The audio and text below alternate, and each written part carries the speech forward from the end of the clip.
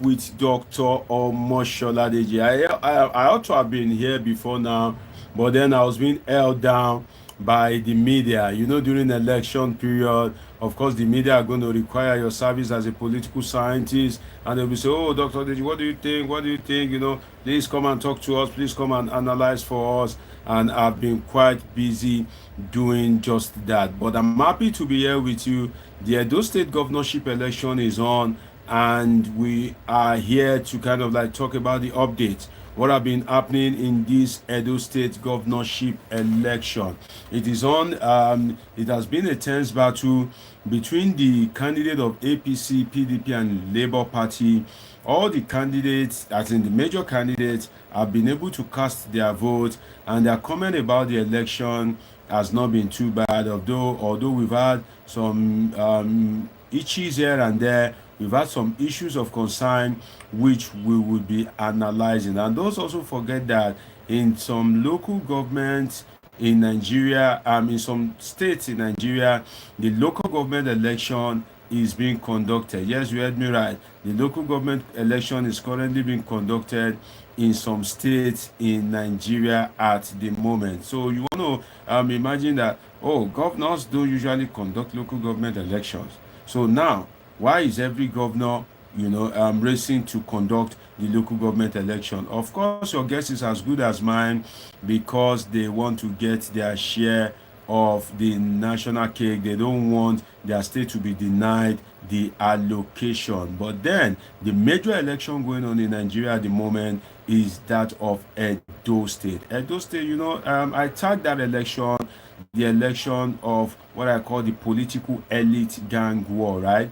I target the political elite gang war because there is a lot of kind of like political hatred that has gone on, lasting for at least, if you can trace it back to 4 years, some more than 4 years, between the political gladiators in APC. The only candidate that didn't have much kind of like political hatred on his part is Olumide Akpata, because he's a newbie, or if you can use the word of the musicians, he's a new cat, and is coming on board. But then again, can the people of Edo State decide that, okay, what we want is a new cat, just so that we can be safe in terms of godfatherism, so that we can save ourselves from political godfatherism? So what are the people of Edo State, what are they saying, right? Definitely the vote is supposed to end by 2:30, but I heard that INEC has said no, that okay, in places whereby there were glitches, in places whereby there were kind of like one glitch or the other, that the voting is going to be extended. But then the dice is already cast. Some votes have already been some people have already voted, and definitely it is sure that all things being equal, at least somebody must be declared a winner, and other people will have been deemed to have lost the election. I think that is one thing about election anyway. If you are going into a contest, at least you should have it in mind that, okay, give or lose. Even if we look at life anyway, the life that we live, right? Immediately you are born, you would have known that one day, it may be the next 100 years, it may be the next 60 years, that you are just going to die one day, right? And if you are going into an election, you can either fail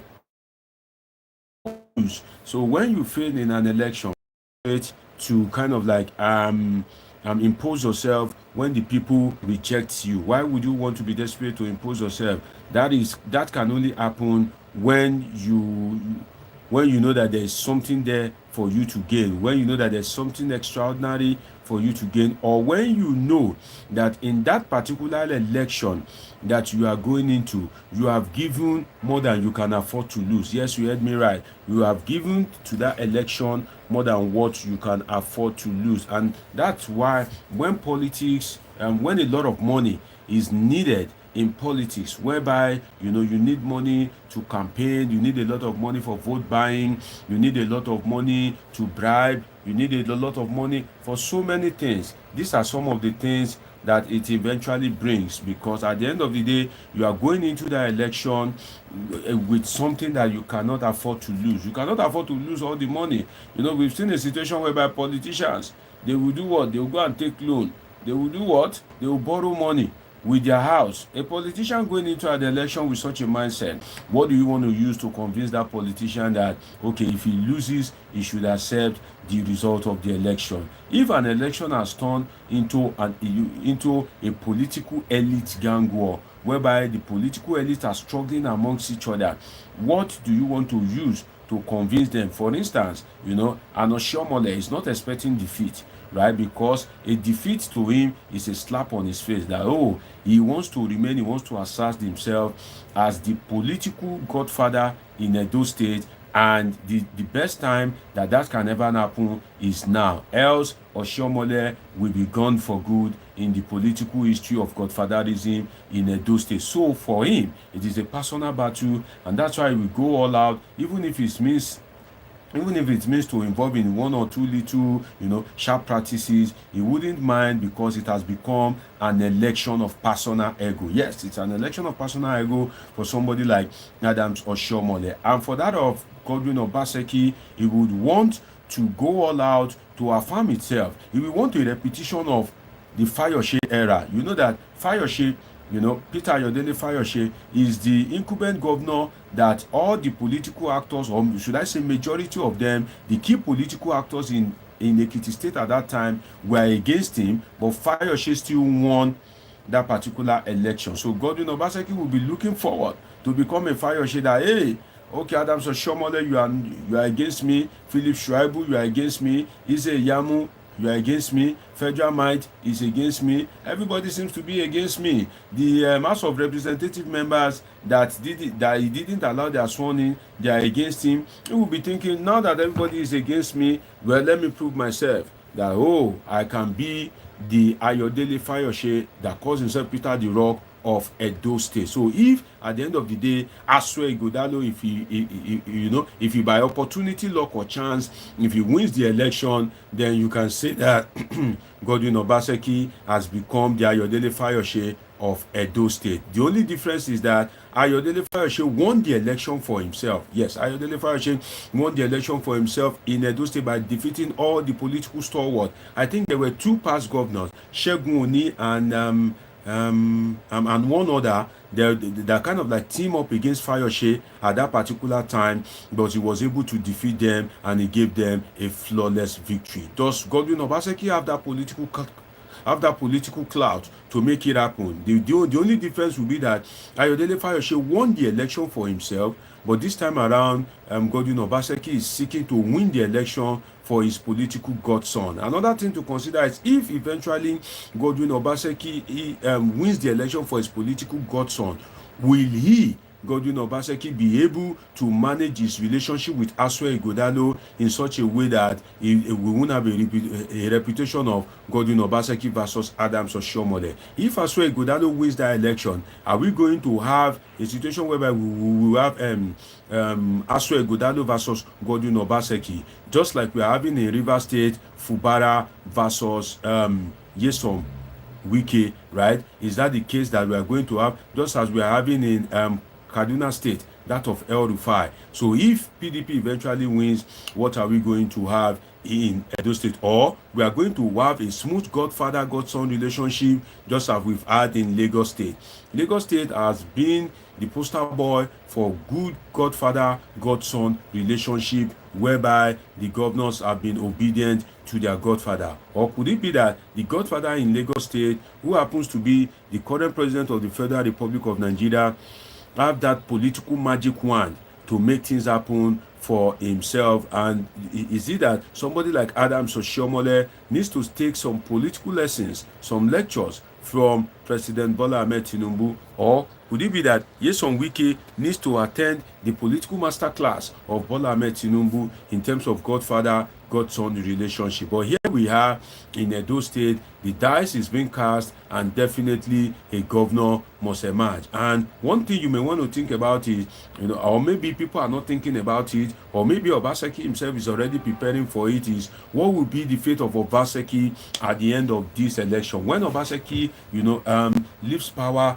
in November, are we going to have another case of Yaya Bello? Right? Are we going to have what we have in Kogi State, whereby the EFCC is on Yaya Bello's neck that, oh, you have stolen a lot of money? Is that what we are going to have in Edo State? Or we are going to have, yes, it is live, Chemtrex. This is live. You can see the live button, right? This is live, Chemtrex, okay? And are we going to have the election in Edo State? Are we going to have a situation of Ekiti State, whereby when Godwin Obaseki is about to hand over power, EFCC will be on the manhunt for him, alleging that maybe he may run away. Does Obaseki have something to hide? In this case, maybe not. But then, will Obaseki be harassed? Will he face EFCC? I can tell you it is more of maybe than maybe not, because the political gladiators at the federal level will come all out for him. They will do everything to make sure that the rubbish is named in the mud. And if Obaseki is so unlucky that the PDP loses the election in Edo State, if the PDP loses the election, of course, all the details of his administration will be well scrutinized. All the details of the administration will be well scrutinized. But if PDP wins the election, are we going to have a situation of Kogi State whereby the political gladiators there, especially the governor Usman Ododo, as he has been given cover to EFCC? Don't forget that the money that Yaya Bello allegedly stole is Kogi State money, and the arm at the helm of affairs in Kogi State now is Yaya Bello's political godson. So will it be possible for you to seek effective prosecution and be able to get judgment against Yaya Bello when the man at the helm of affairs in the state is not cooperating with you? Is it easy? How easy it is for you to get a judgment in that case? That is one of the things that remains to be seen in Kogi State, right? But then this is Edo State, the dice is cast, and definitely we'll be looking at the updates that have been coming from the Edo governorship election.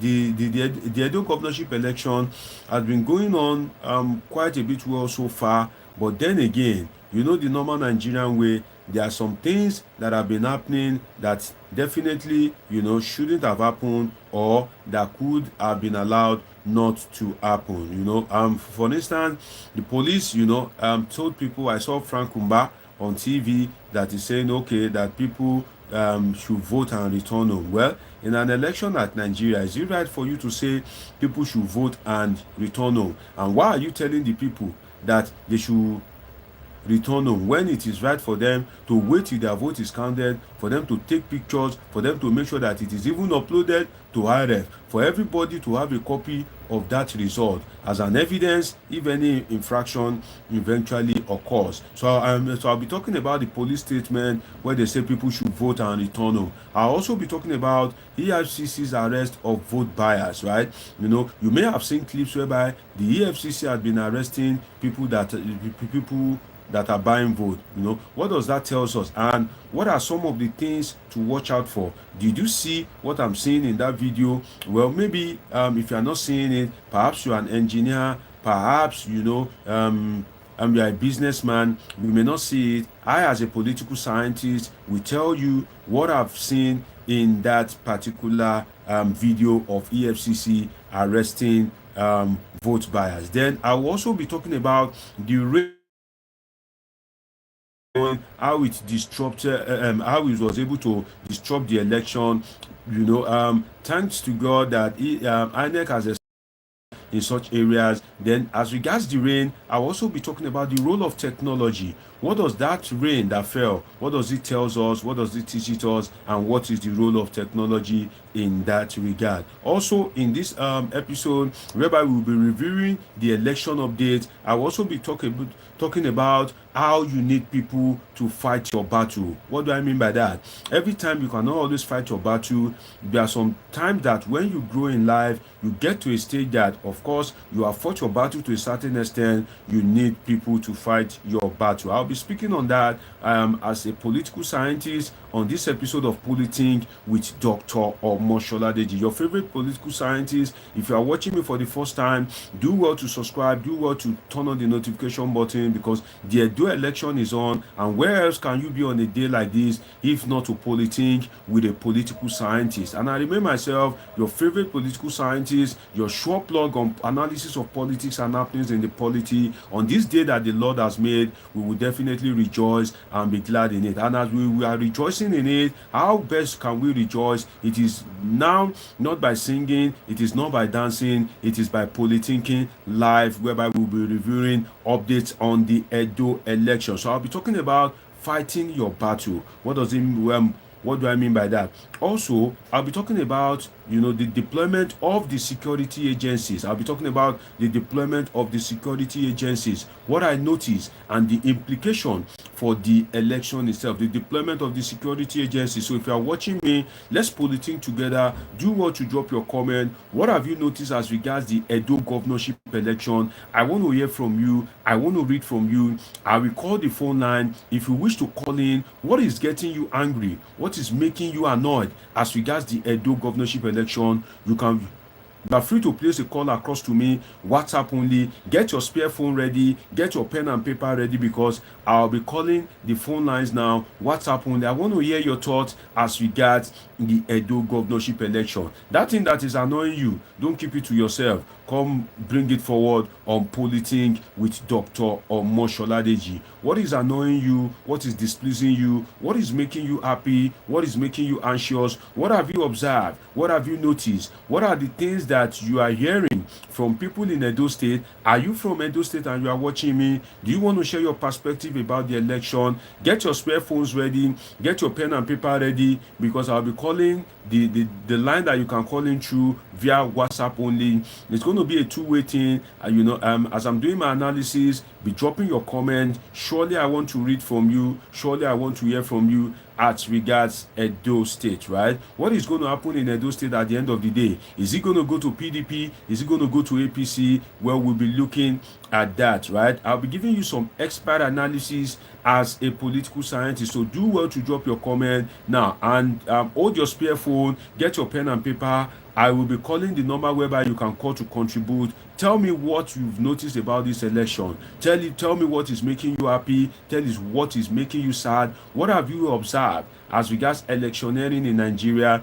Trust me, I want to hear from you. Now, the number to call via WhatsApp only is +55 13 99 666 6361. I think that's too fast, so let me call it a bit slowly. +55 13 99 666 6361. Again, the number to call is +55 13 99 666 6361. You can call in via WhatsApp only to tell me what you've heard from people in Edo State, to tell me your perspective as regards the election. What have you noticed? What are you thinking about the election? Feel free to call in to share that perspective with me on this episode of Politing with Dr. Omosholadeji. So I look forward to hear from you, right?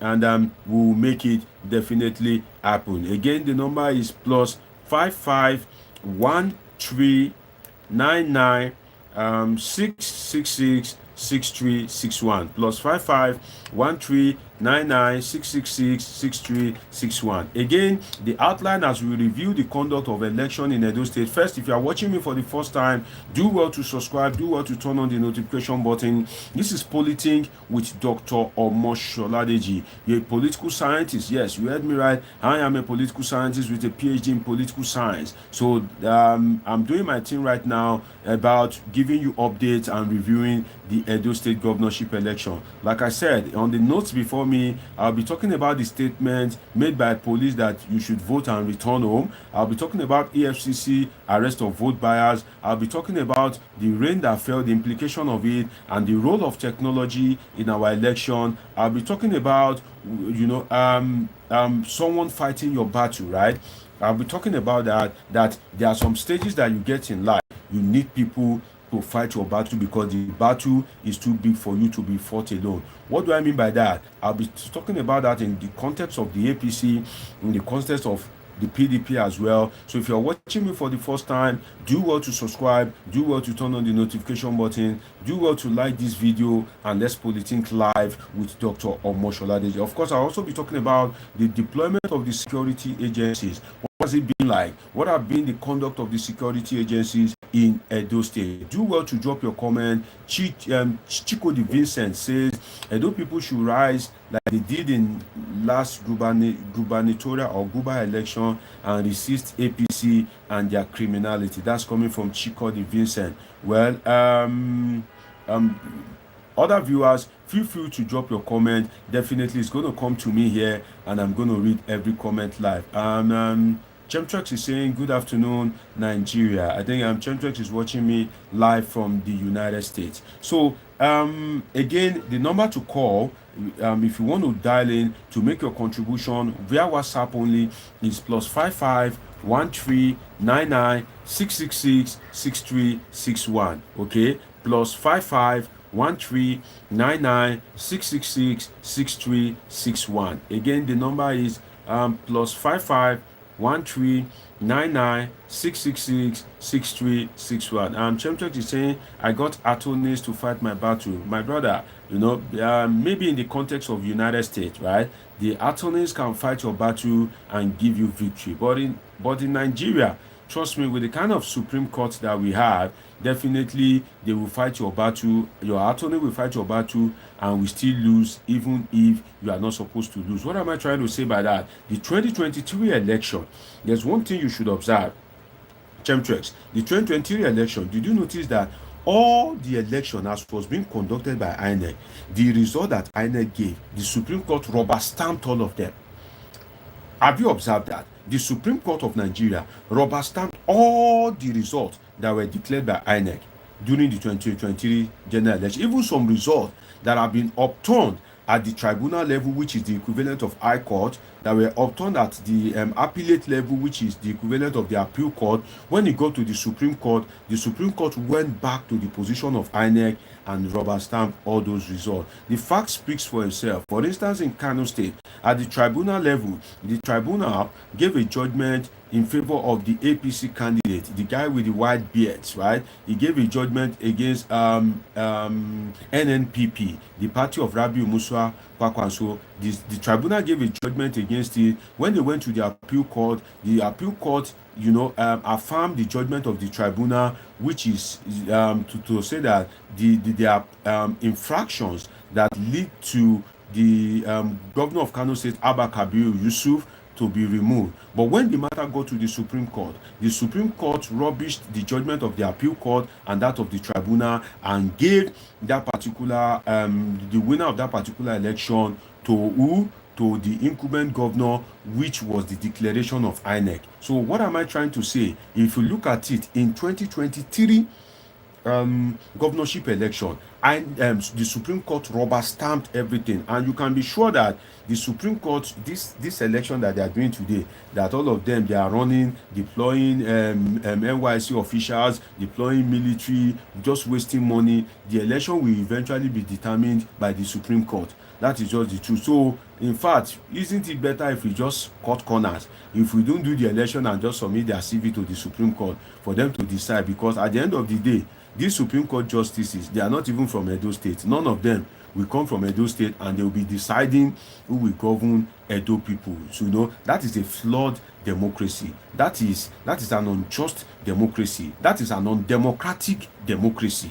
That is what we have. That is judicracy. And what do I mean by judicracy? A judicratic system of government whereby the judiciary is determining who will govern. Right? If you are watching me for the first time, please take a moment to subscribe. Please take a moment to turn on the notification button. You are right now politinking with Dr. Omosholadeji. Dr. Omosholadeji is a political scientist with a PhD in political science. So where else can you be on an afternoon like this where the Edo State governorship election is being conducted other than to be on the platform of a political scientist whereby I drop my expert views on analysis and the politics and election going on in Edo State. So if you are watching me for the first time, God has destined that you and I will be friends. So click that subscribe button and make sure you catch up with my past videos. We not only talk about happenings in the polity in Nigeria, I talk about happenings in the polity in Africa, and I also talk about happenings in the polity across the world, right? If you go to my past life, there was a time whereby I dedicated a day to speak about the US election. So do well to subscribe, do well to turn on the notification button. So as I was saying, right, the judiciary will eventually decide what will happen in Edo State. So at the end of the day, what is happening now is just like a waste of money. Edo people are just wasting their time. So my dear brother Chemtrex 007, trust me, attorneys can fight your battle successfully in the United States where there is rule of law. But in Nigeria, attorneys cannot fight your battle successfully because if we get a judgment against government, that judgment will not be obeyed and nothing will happen. Nigerian government is good at flouting court orders. But then, at the end of the day, when Nigerian government is in trouble, they will run to that court that they used to disobey. Imagine somebody like El-Rufai that used to disobey court orders in his state. When the House of Assembly are probing him, when they held him by the jugular, the same El-Rufai that is good at making inflammatory statement. You recall his famous talk about body bags. You remember where he said during the Buhari re-election that foreign observers, if they intervene in our election, that they will go back in body bags. Do you remember that statement, or have you forgotten that body bag statement by Nasir El-Rufai? It is the same El-Rufai that was caught on tape making inflammatory statements as regards Christian-Muslim relation in Nigeria. It is the same El-Rufai that under his watch there were massive killings back to back in southern Kaduna. The same El-Rufai which you can say that has been apparently largely lawless, right? Has been a law unto himself, ran to the same court when they were trying to hold him to account. So that is common in Nigerian government. And also in this government of Bola Ahmed Tinubu, you see that the same government that will not obey court order ran to the court during the End Bad Governance protest that, oh, court, save me from the wrath of Nigerian masses that have promised renewed hope and that have given them hopelessness. Oh, Nigerian masses that have promised renewed hope and gave them nothing less than hopelessness are coming for me. Oh, dear court, save me from the wrath of Nigerian masses. I have promised and failed. Save me from them. Restrain protesters, make sure that they have no power to lord over me. And the court, being a very merciful institution, did not think that even government used to disobey it. The court hurriedly decide to save the government and limit protesters to the MKO Moshood Abiola Stadium in Abuja, and also limit protesters to the Freedom Park, right, in Ojota. So you see that Nigerian government that is good at disobeying court orders will also usually run to the court to save them. You will recall there was a time that Labour was planning to go on strike. I think it was during Buhari time, right, that they rushed to the industrial court, and the industrial court has to restrain Labour from kind of like fulfilling their legitimate right to embark on strike as a means of expressing their grievances. So at the end of the day, what am I trying to say? We've had people that have gotten judgment against DSS, and at the end of the day, the DSS that is even not well funded, right? People that have been shot illegally, people that their rights have been abused by the police, by the military. There's a lot of judgment. In fact, I can tell you that if government decide to be implementing all the judgment that have been given against security agencies for them to pay the compensation, it will amount to trillions of naira. Yes, you heard me right, trillions upon trillions of naira. Because why? Nigerian security agencies are good at disobeying court order. But then, before you abuse these security agencies, let me tell you something. Can you really abuse them? Because I was listening to a program and they brought a former DSS head, right? I think Amakri or something, Dennis Amakri, to the program, and a question was posed that why do DSS usually disobey court orders? Why do DSS usually disobey court orders? And the man said, well, the DSS doesn't disobey court orders, but those in charge of DSS, usually command the DSS to disobey court order. That when a court judgment is given, if the DSS is holding you, you are most likely a person of interest to the Nigerian state, because the DSS will hold you, maybe you are a terrorist, or you have done actions that can lead to the disintegration of the Nigerian state, or maybe you are a threat to the presidency. For instance, if you call Tinubu Oloshi, if you call Tinubu Lori Buruku, if you call him an unfortunate fellow, if you call him a bastard, if you call him an illiterate, and he wants to take action against you, he will use the DSS, because the DSS is under the command and control of the president. So in that case, what will now happen if they get a judgment that the DSS should release you? According to that former DSS, the top cop, the retired top cop in DSS, the Dennis Amakri, says whenever a judgment is being given, that the DSS will go to the Attorney General. The Attorney General will now go to the presidency. That when the Attorney General will say that, okay, detain the person. When the Attorney General says detain the person, or the President says detain the person against court order, definitely the person will be detained. Okay, John Bully, I think John Bull, right? I see your comment. You said you are speaking horribly even though your English is correct. Well, what I can tell you, maybe you are watching me for the first time, so I will do well to tell you the principle of this platform, right? This is Politing with Dr. Omosholadeji. Yes, a political scientist with a PhD in political science. Well, if you say I'm speaking horribly, I wonder what your trade is, right? But John Bull, I can assure you that if you go to the hospital and the doctor tells you that you have cancer, you will go home crying because, okay, my accent, right? Well, I'm a Nigerian. What do you expect? English is not my mother tongue. I'm a full-blown Yoruba man. So you will take me as I am, because even the English man cannot speak Yoruba, right? So I'm even of advantage. So I'm trying, right? John Bull, maybe you are not a Nigerian, so maybe you can't cope with my accent. But the truth is, I am a Nigerian and I am a Yoruba man. So for me to be able to speak the language of our colonialists, in fact, I dey try. And if you think it's easy, Dombu, come, let me teach you Yoruba. Let me give you a statement to pronounce in Yoruba. Definitely, you will know how terrible your accent will be. You see that, okay, me, I'm even trying in terms of, communicating in English. Although you said my English is correct, right? Okay, thank God that at least my English is correct. But then, I can assure you that if I give you Yoruba to read, your Yoruba will not even be correct at all, So thank God that you still say my English. Because Jumbo, are you a Nigerian?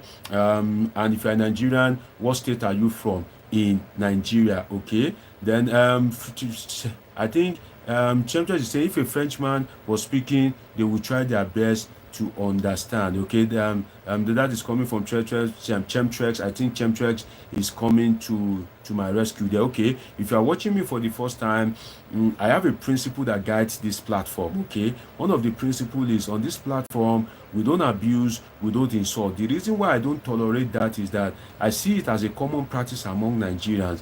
Sometimes, even before I start this my YouTube, which is relatively new, and waxing stronger, I realized that amidst Nigerians, what usually happens is, on a platform, you will see even the person that is anchoring the platform, will be abusing people's father and mother, will be abusing people's destiny, people's ancestors, will be placing curse on them. And I imagine that you are watching a program, the person that is doing the thing is busy abusing you, abusing your destiny, abusing your father, abusing your mother, and you sat down there and they are abusing the man. Maybe the man is late, the anchor of the program is busy abusing that man that is supposed to rest in peace. What is the business of the presenter with that man? Maybe that man is old in the village, somebody that is not even as old as him. You'll be laying curses on your generation, you know, and Nigerians will sit down there on that particular platform. I used to imagine that, why are Nigerians like this? Like, is it that you don't respect your father to that extent? So when I started this YouTube channel, I made it as a policy, a very strict one at that if you're on my channel, you cannot abuse anybody. You know, you cannot abuse your fellow viewers, right? And that's why, you know, if you have been joining my live, I know some of you are joining me for the first time because I'm presenting maybe at an unusual hour based on the Edo State governorship election. But if you join my broadcast, or if you go and look at my former broadcast, you can never see anybody abusing anybody. I will not allow it. And I encourage people to drop their comment. You know, if I'm talking about something and you have a comment, feel free to drop your comment. You don't necessarily need to agree with me, because why? I can see the evidence right in my body structure. My fingers here are not equal. So if my fingers are not equal, I don't expect you to reason the way I will reason. So definitely you are free to drop your comment, but you know, drop it in a, you know, in such a good way that you are not abusing anybody, because I don't like when people abuse. And I usually say that, you know, when you are watching a YouTube channel, or whether Facebook or Instagram, if the person anchoring the program is busy abusing you, is busy laying curse on you, that person is just using it to buy away time. The person is not a professional and doesn't have anything meaningful to say, so they will just turn it to kind of like a playful atmosphere, or a kind of fight atmosphere, whereby in the comment section you will see people abusing each other, cursing each other, you understand, insulting each other. It's because the person anchoring the platform, he doesn't knows what to say. But I have a lot to tell you, and I'm sharing my expertise with you for free as a political scientist, and I have a lot to say because this is my thing. This is what I've been reading, from BSc to masters to PhD, from different continents. I have been reading it, and even if I close this live now and I want to read, I can't read about engineering, I can't read about business. It's going to be about politics and governance. And who can I share my thoughts with if not for my polythinkers, right? Okay, so, and John Bull is saying you are a good man. Okay, I appreciate you, John Bull. If you are yet to subscribe, do well to subscribe, turn on the notification button. I just had to say what I just said, because some people are watching me live for the first time and they don't know the modus operandi on this platform. This is a professional platform, respectful platform, where we come and learn from each other. We don't abuse, we don't insult, right? Feel free to drop your comment. What have you been thinking about this Edo governorship election? You know, what is annoying you? Okay, God bless you, Jumbo. Thanks for subscribing. If you are watching me, please do well to subscribe, do well to like this video, drop your comment. I will read each and every one of it, right? And what have you been thinking about this Edo election? What has been coming to your mind as you got this Edo governorship election? I'm going to call the number that you can call me on via WhatsApp, right? What has been making you angry? What are the reports that you are getting from this Edo governorship election? Are you watching me and you are from Edo State?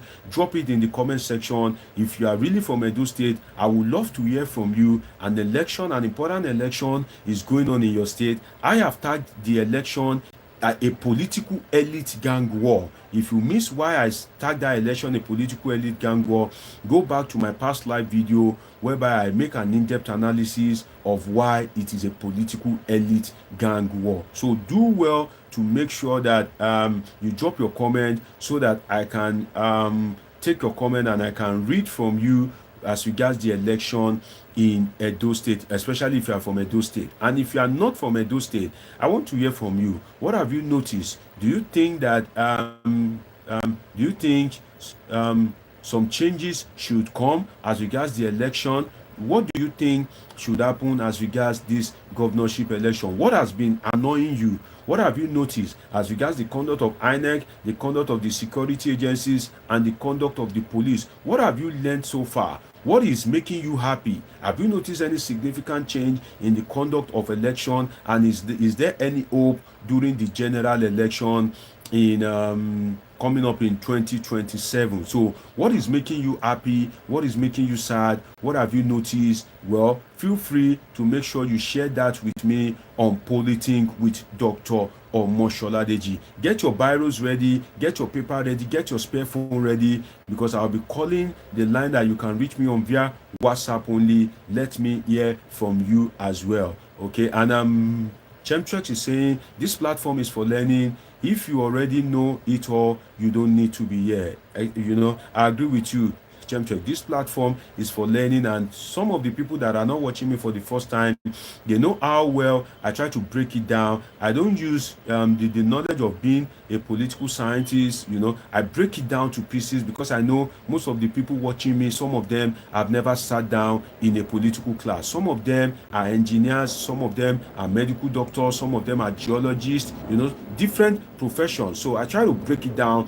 I break it into pieces. So if you are looking for a channel to watch to get all the major perspective on politics and happenings in the polity, definitely this is the right channel to watch. And if you are watching me for the first time, you are yet to subscribe and turn on the notification button, do well to subscribe, do well to turn on the notification button. Now the number to call, if you want to call in via WhatsApp only, to tell me your thought about electioneering in Nigeria, what is getting you angry, what is making you happy, what is your perspective about what is going on in Edo State, that thing that you are thinking, don't keep it in mind, right? Be free to voice it out. Chemchex, if I'm correct, you are from Edo State, am I correct? Check, do well to drop it in the comment section. Yeah, you are from Edo State, married to a Yoruba woman, because you've called in on my program before. So Chemchex, am I correct?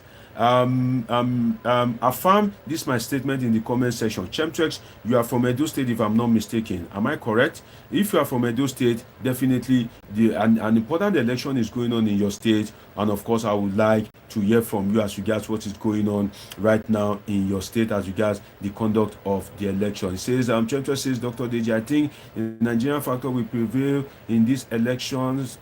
Is this election as always? What do you mean by Nigerian factor? Do well to put a call through, particularly if you are from Edo State. I'm trying to remember. Chemchex, yes, my memory serves me right. You are from Edo State, right? Do well to drop it in the comment section. You said, yes, I'm from Edo State. Okay, Chemchex, I would like to hear from you. You've called into my program before, so I believe you have the number.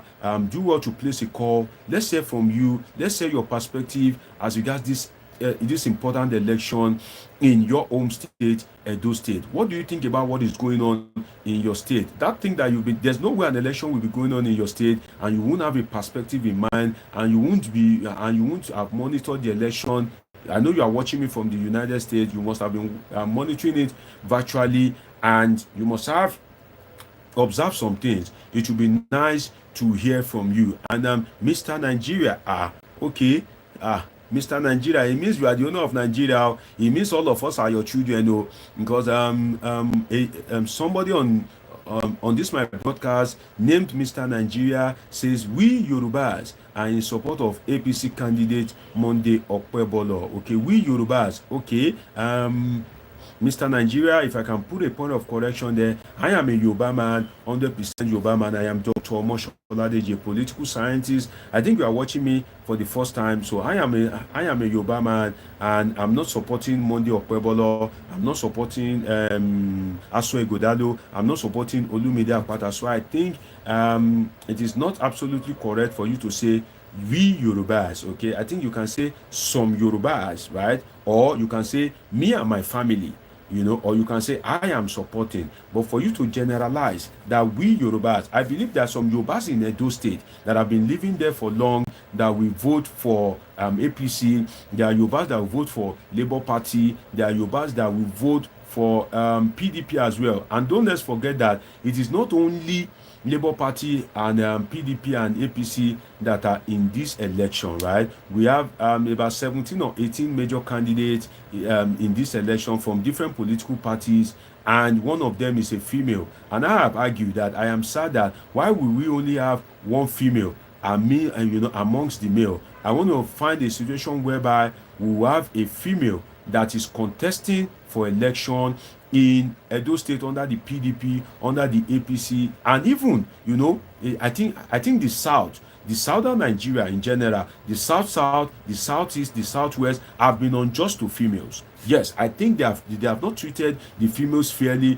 in terms of giving them the opportunity to run for political office. What do I mean by that? If you look at the Nigerian political landscape, the Hausas that believe that a woman should not lead because a woman cannot lead prayer sessions, in the mosque, a woman cannot lead. So you would think that it is the north that will not give woman opportunity to contest. But then the north is leading the south in that political fairness, even though much can be done. In the sense of, you remember this woman, Aisha Binani in Adamawa State, and you remember the case of Mama Taraba. Samuel Sulaiman is saying APC is a disgrace to Nigerians, to Nigerians. I think you are saying to Nigerians. And Mr. Nigeria says Obaseki failed Edo people. And that is why I'll be calling in. I'll call in the phone line now. I want to hear from you guys as regards this Edo election. This is the people's platform. Let me hear from you. Let me know what you are thinking about this election, Mr. Nigeria. Why are you saying Obaseki has failed Edo people? This is the right platform to discuss. This is a bipartisan platform. This is a platform that owes allegiance to nobody, and that's why if you are watching me for the first time, do well to subscribe, so that apart from today, you can always have the opportunity to politic with Dr. Omosholadeji. Yes, I'm a political scientist, and this is where we politic, whereby we discuss about politics and happenings in the polity. Okay, get your spare phones ready, get your pen and paper ready. I'll be calling the number, and I want you to call in. Tell me what you have been thinking. Don't just drop it alone in the comment section. I'm seeing various comments from Mr. Nigeria, and Mr. Nigeria, if I can ask you a question, why did you name yourself Mr. Nigeria? Why did you name yourself Mr. Nigeria? Right? Why Mr. Nigeria? Or is it that the Buhari government have sold Nigeria to you and we didn't know? Is it that is it that you own Nigeria and all that and all that dwells daring in Nigeria? So why did you come up with the name Mr. Nigeria? Or is it that you are so very proud of Nigeria that you believe, or you believe that maybe in the future you have money to buy the whole Nigeria, so you are doing test wrong with the name? I want to know why you christened yourself Mr. Nigeria. I'm seeing a lot of comment from Mr. Nigeria. He says, but currently the APC candidate is leading. Well, I believe the voting is still going on, so I don't know where you got that particular statement from, that the APC candidate is leading at the moment, because even if voting have ended, they'll still be trying to like sort the ballot paper and to count the vote, right? Okay, so I don't know where you get that from. Maybe you might want to call in to tell us more. Maybe you have an information that we already know. Feel free to drop your comment. Of course, I'm taking all the comment. And Sulaiman says APC is a disgrace to Nigeria, and Mr. Nigeria says Obaseki failed Edo people. Get ready with your spare phone. I'm going to call in the number to call via WhatsApp only, whereby you can drop your comment. The number is +55 13 99 666 6361. Again, +55 13 99 666 6361. Again, +55 13 99 666 6361. Feel free to give me a call via WhatsApp. Let's politic together. Tell me your perspective as regards this Edo election. What have you observed as regards electioneering in Nigeria generally, using this Edo election as a case study, right? And Chemtrex is saying, I want change, Dr. Deji, and would naturally lean towards the Labour Party. Okay, Chemtrex from Edo State is an Edo diasporan living in the United States. Is saying that he wants a change, and that change should be the Labour Party. And Simon Sulaiman is saying, good job, brother. Shout out to you, Simon Sulaiman. Thanks for appreciating me. I appreciate you too as well. Mr. Nigeria is saying he failed them in terms of, I think he's referring to Obaseki, right? He's saying Obaseki failed Edo people in terms of infrastructure, education, and health. That is coming from Mr. Nigeria, that Obaseki failed Edo people. As Obaseki performed woefully than Oshiomhole, or you think the Oshiomhole tenure is way better than Obaseki? Don't forget that Obaseki also fought godfatherism, right? Maybe Obaseki has not met your expectation in terms of infrastructure, education, and health. But guess what? Today is the day the Lord has made, and Edo people are casting their ballot, and they will eventually pass a judgment on the government of Obaseki by either choosing to vote his anointed political godson, Aswell Igodalo, or choose to vote against him. Okay, and Chemtret is saying, I hope the Akpata guy wins and I don't have a dog in the fight. And Mr. Nigeria saying, I prefer the name because I love my country so much. Okay, that is good. He says he loves Nigeria so much. And Chemtret is saying it's patriotism, not a bad thing. Okay, Chemtret, I hope you win one day, because maybe you have an American passport. I hope you will one day change your name to Mr. United States. Okay, Chemtrex, if you have to change your name to anything, I want to see Mr. Edo. Okay, make sure you don't change your name to United States, right? Okay, shout out to you, Chemtrex. I'm one of my loyal viewers watching me from the United States. And Samuel Suleiman is saying, keep it up, brother. Roger Free is saying, give me money, bro. Give you money. Roger Free, where are you watching me from? You saying I should give you money. Where are you watching me from? The money that I'm supposed to give you is with Bola Ahmed Tinubu if you are a Nigerian. Okay, so and I don't have the phone number. Do anybody have the phone number of Bola Ahmed Tinubu? Roger Free is asking for his money. So Bola Ahmed Tinubu, your sons and daughters are here. They are asking for their money. So do well to bring out their money and give it to them. And Mr. Nigeria is saying, no, show Baba Teno is more better than Obaseki. Even Edo people testify about it. And Mr. Nigeria is watching me from the United Kingdom. God bless you, my people. Again, the number to dial if you want to contribute is +55 13 99 666 6361. And do well to like this video. Somebody just gave me a like. I have tens of people watching me, but then I have just 2 likes. Please do well to click the like button. It really helps on a day like this. Okay, do well to like this video. Do well to subscribe if you are watching me for the first time. Do well to turn on the notification button. And Trenters is saying, I'd rather change my name to Mr. Nigeria. Sadly, the name is already being taken by your subscriber. Well, the thing is, the name is no, Chemtres. I won't agree with you. That's the style. You will say the name Mr. Nigeria has been taken, then so that you can have opportunity to change your name to Mr. United States. No, that somebody is bearing Mr. Nigeria doesn't mean that another person cannot bear Mr. Nigeria. There are so many. For instance, Governor Obaseki is not the only one bearing Obaseki in the whole of Edo State and in Nigeria. There are so many Obaseki. So that there's one Mr. Nigeria doesn't mean that there cannot be another Mr. Nigeria. And Jignesh Tiwari London says, should Nigeria allow Indians to work in Nigeria? And he's saying best prime minister for Nigeria. I don't understand the context of your question. Jignesh, are you an Indian? Are you an Indian living in Nigeria? Or are you interested in coming to Nigeria? Do well to put some context to your statement. It will help me to respond appropriately. Okay. Jignesh is saying, should Nigeria allow Indians to work in Nigeria? Now, to the Edo governorship election, I gave you my outline. They said vote and return home. The police said people should vote and return home. I'll be speaking about that. Also, EFCC arresting vote buyers. I'll speak about that.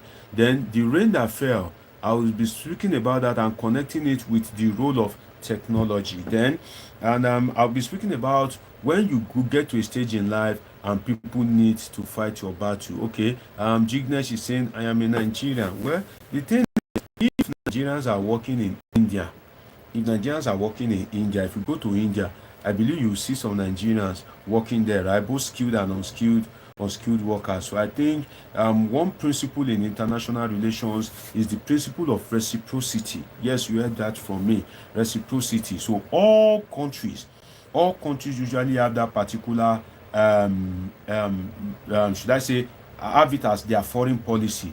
Reciprocity, which is do me, I do you, right? You scratch my back, I scratch your back. You rubbish me, I rubbish you. So if Nigerians are working in India, both skilled and unskilled workers, then I don't see anything bad if qualified Indians are working in Nigeria. We have Indians in Nigeria. Anyway, while I was at the University of Nottingham in the United Kingdom, trying to bag my Master of Arts degree in International Relations, the Indian ambassador to Nigeria at that time, a lady, the daughter of the Indian ambassador to Nigeria, was one of my classmates at that point in time. And I was surprised that the lady knows a lot about Nigeria. She knows eba, amala, fufu, moi moi, and she likes, those foods like crazy. And at some point, it was as if, she wants to be telling me about Nigeria, because whenever she comes to me, she'll say, oh, do you know fufu? And I'll be like, we are asking the owner of fufu whether he knows fufu. Oh, have you tasted jollof rice? And I'll be like, we are asking the owner of jollof rice whether you have tasted jollof rice, So she just like everything about Nigeria. So right now we have we have Indians in Nigeria that are not diplomats, that are kind of like contributing, especially in terms of tech, right? It is more cheaper to bring a tech guy that is vast from India than to bring a tech guy from United States, right? It is relatively more cheaper. So you find out that some of these companies, even telecom companies that want to manage, that want to cut budget, instead of importing a tech guy from US, from UK, from Canada, they'll go to India if that Indian can get the job done, right? So, and Churchill is saying anybody can work in Nigeria, just get the right documentations and adhere to the laws of the land. I agree with you, Church, on that. So I will be speaking about how you need someone to fight your battle when you get to some stages in life, how you cannot fight your battle alone, especially in the political arena. Then I'll also be talking about the deployment of security agencies. First, let me start from the note I have here about the police statement that the police said vote and return home. Right? Vote and return home. So that statement to me came as a surprise. Because how will Frank Uba says people should vote and return home? Return home to go and do what? In 4 years, in every 4 years, you have just 1 day. You have just 1 day. Are you saying that as a voter in Edo State, you cannot speak? These people will be there for 4 years. But out of that 4 years, you have just 1 day. 1 day to spare, to vote, to monitor your vote, to make sure your vote counts. So are you saying that an election that for months ago that will be happening, you don't know how to kind of like stand with them? And why should the police be discouraging people from standing by their vote? I don't think that's right. I don't think that is right. In fact, it is the police that should be preaching to people that monitor your vote, open your eye very well, no gawk yourself, shine your eye, make sure that your vote counts. But when police is saying vote and return home, right, you expect that. You expect that because the statement is coming from the police high command, there are different people that may want to obey such a statement. So for me, I think the word coming out from the police should be no, wait, vote, but don't perpetrate violence. In fact, is it the duty of the police to tell people when to go home? Is it the police that will set the guideline for the election, or INEC? Right? I think it should be the electoral umpire. The job of the police is to provide security. Whether you want to wait is none of their business. Whether you want to go home is none of their business. Whether you want to stand, whether you want to sit is none of their business. People should be able to do as they like, so far as you are not creating any kind of trouble or violence. I think that should be more concerning to the police, other than saying that people should go home when they vote. No. And in an election like this Edo State, people will misinterpret it. When you say people should vote and go home, whereby their political parties have been telling them that, when you vote, make sure you vote, make sure you vote and wait till the vote is counted, and make sure that you record the counting process. But then their political party has been giving them that kind of political education for months, that okay, this is our party logo, this is where you will find it, this is how you vote, this is how you vote for us. Make sure that when you vote, the ink do not cross over to the logo of another party. If not, the vote will be counted as wasted vote, because they won't really be able to say who you are truly trying to vote for. So if the political parties have been giving all this political education all along, that you should wait that you should vote and stand by your vote. And on election day, the police is now coming to say vote and go back home. Definitely, the people will be convinced that will be confused rather that who should I obey, right? So you expect that there would have been this synergy between INEC, all the stakeholders meeting that they used to have between INEC, the leaders of political party, the security agencies. You then imagine that what are they saying in this meeting? It's a stakeholders meeting whereby you guys are agreeing on the modus operandi, the mode of operation as regards the conduct of the election. So if you guys have been doing series of stakeholders meeting and you have told the political parties to go and educate their voters, and they've told their voters that vote and stand by your vote, make sure that it is counted. But on election day, the police is saying vote and go back home. You then imagine what is going on in the stakeholders meeting. What have you guys been telling yourself at the stakeholders meeting? So and you find a situation whereby people at the end of the day, they decide to kind of like follow that of the police, right?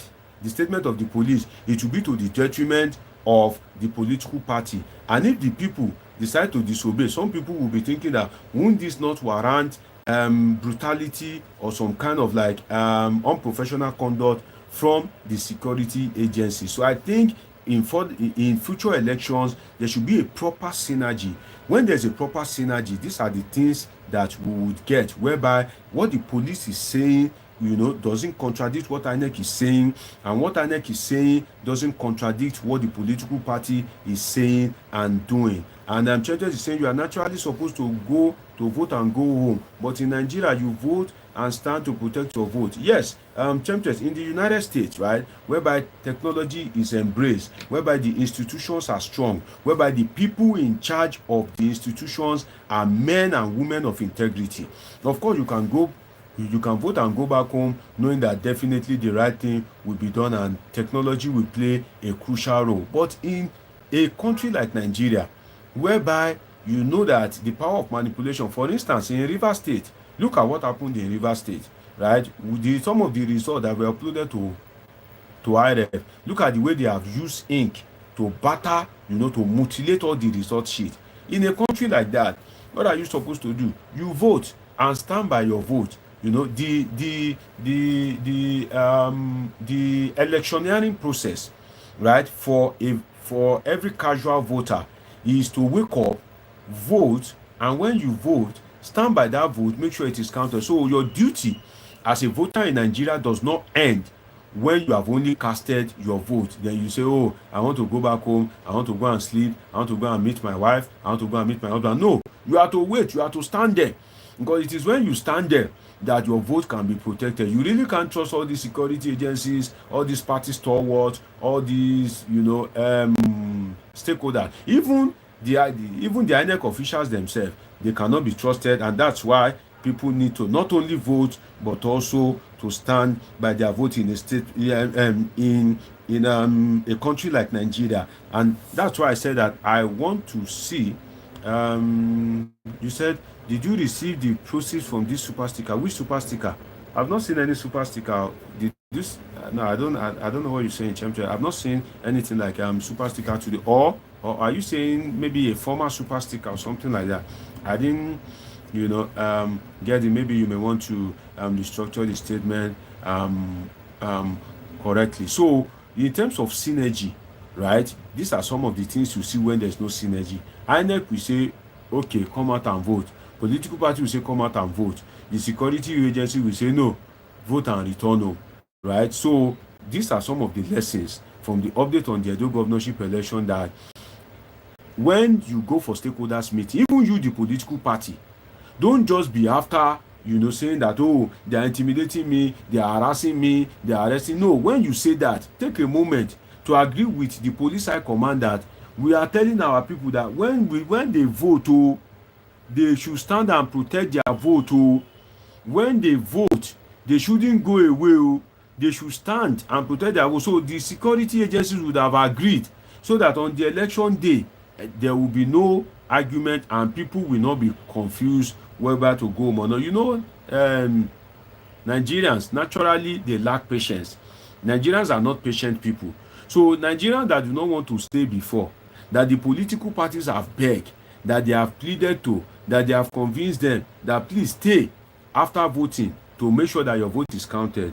When the political parties, when they say it, that the political parties that when the political parties say they should wait, Nigerians that naturally want to manage to wait, and police comes and say no, don't wait, go, you have voted. Nigerians that have little patience, what will they do? They will just go away, right? They will just make sure that they go. And when the statement is coming from police high command, it is also another way of rigging the election. What do I mean by that? It is the statement that is coming from the police high command that the rank and file will follow. So when police says vote and go back home, the people in the stronghold of the APC, right? If they vote and they decide that now we have voted, and now that we have voted, we want to stand, right? And the police leave them because the statement is coming from the police high command. In PDP stronghold, they can begin to send them home after voting. Whereas in APC stronghold, you leave the voters after the election, but in PDP stronghold, you send them home. That is a strategic way of rigging. You know, do you understand what I'm saying? That is a strategic way of rigging. So the statement of the police should be coherent at all times. If not, if they give a statement at the police high command, when it gets down, right, because the police high command have said vote and go back home, the policemen there in PDP stronghold will hold on to that statement. That no, the order that we receive, have you not listened to news? That the order that we receive from our Oga at the top is that once you vote, you should go back home. That we don't want anybody to be hanging around. We don't want anybody to be staying around. Because the statement was issued by the police high command, right? Definitely those rank and file can clamp, you can kind of like use that to say what they want to kind of like do the same thing and make sure that people do not wait. But then you find out that these same police that are sending people home in PDP, in Labour Party strongholds, relying on the statement of the police high command, when you go to APC stronghold, you will see people, they will vote, they will wait, they will even be canvassing, they will be convincing people, they will be saying, show me your ballot, who did you vote for? You even be seeing policemen, assisting people one way or the other. So what am I trying to say is the police high command should not leave a lacuna, should not leave a gap that the police, rank and file, or the state command of the police can twist, or can choose to kind of like use it in any way or manner that it favors them in such a way that it won't favor some political party. So I want to see consistency. I want to see coherence in Nigerian election, especially at the state level. And Chentrex watching me from the United States is saying, do you receive proceeds from super stickers? Want to make sure we are not making YouTube fatter. No. I will receive it because there's this monetization, something that I activated. In fact, if I have not activated it, definitely you won't be able to send in super sticker. So if you want to send super sticker, just feel free to send in your super chat, your super sticker. Of course, I would receive them on the long run from YouTube. Although YouTube usually take, I think, 30% when super chat or super sticker are being sent, but then we are using that platform anyway, so do well to send in your super chat and super sticker if you wish to. Champions watching me from United States. Champions, are you trying to are you trying to give me my share of the dowry because you are married to my Yoruba sister? And the dowry that you gave, the family did not give me my share, so are you not trying to give me my own share of the dowry via YouTube? Because I know my Yoruba sister is doing you well. Champions, I know my Yoruba sister, she's doing you well. So are you trying to give me my share of the dowry? Okay, do well to give me my share of the dowry. I'm Prophet Joseph Francis. Okay, Prophet, you are my returning viewer. I'm glad to have you. That's why I said people should do well to drop their comments, right, so that I can get familiar with you. And please, if you are watching me for the first time, do well to subscribe, do well to turn on the notification button, and please, I beg you, in the name of Almighty God, do well to like this video, right? do well to like this video. Give this video a like. I have a number of people watching me, and I've just gotten only 3 likes. Why, my people? Try and show some love. And Prophet is saying, good afternoon, doctor. It's nice to hear from you once again, sir. Absolutely, sir. It's also nice to hear from you again at my end. And get your phones ready. I want to hear from you, because or get a pen and paper. I will be calling the number that you can call in via WhatsApp only. What is your perspective as regards this Edo election? What do you think about the Edo election?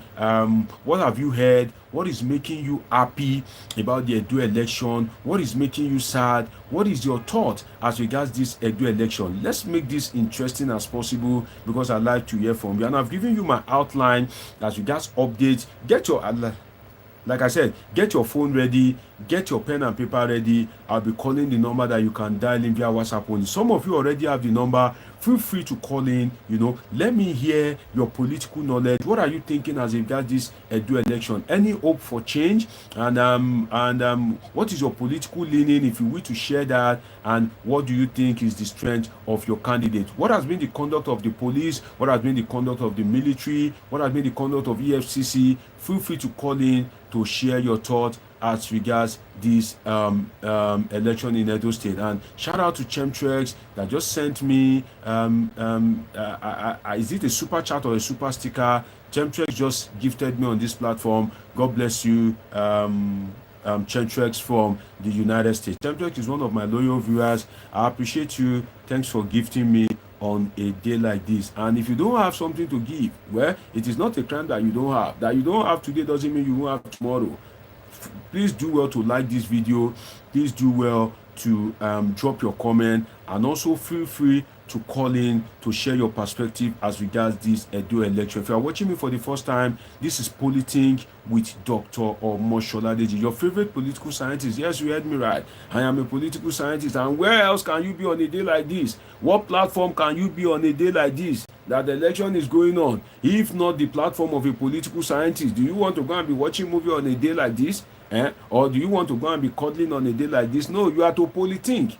Because why? Politics is all conditioning in all conditions, right? So you need to kind of like know what is going on, because trust me, it's going to be the turn of your state, and trust me, you cannot afford to do without political knowledge. So the number to call, if you want to call in, I want to hear from you, is +55 13 99 666 6361 +55 13 99 666 6361. Again, the number is +55 13 99 666 6361. Okay, if you are watching me for the first time, do well to subscribe, do well to turn on your notification button as well. So as I was saying, right, I gave you my outline. I said I'll be talking about the police statement that said people should vote and return home, right? I've spoken about that. I also have some outline whereby I'll be talking about EFCC arresting vote buyers. I'll be talking about the rain that fell in the morning, and also the role of technology. I'll be speaking about the role of technology in our elections. Then I'll be speaking about what I call fighting your battle. When people are to fight your battle politically, what does it mean? Can you fight all your battle alone? Well, sit back, relax, and you will hear the full details from me. Then also I'll be talking about the deployment of the security agencies in this ongoing governorship election in Edo State. Has it been just? Has it been equal? Has the security agencies been fair? What are the feelers that we've been getting as regards the security agencies? Of course, trust me for all the analysis. The only one that I've spoken about is the vote and return home by the police. So if you are just joining this broadcast, you are still right on time, although you are a bit late, but then there's still a lot for you to feed on. Okay, and let me take some of your comments. Chemtrex is saying it takes a lot of preparation to put this together. More grace, Dr. Deji. God bless you, my boy. Oh, you see what we're saying? I think I just have an issue now. Give me just a moment to rectify it. My light just tripped off. Just a moment. Just hold on for me, my people.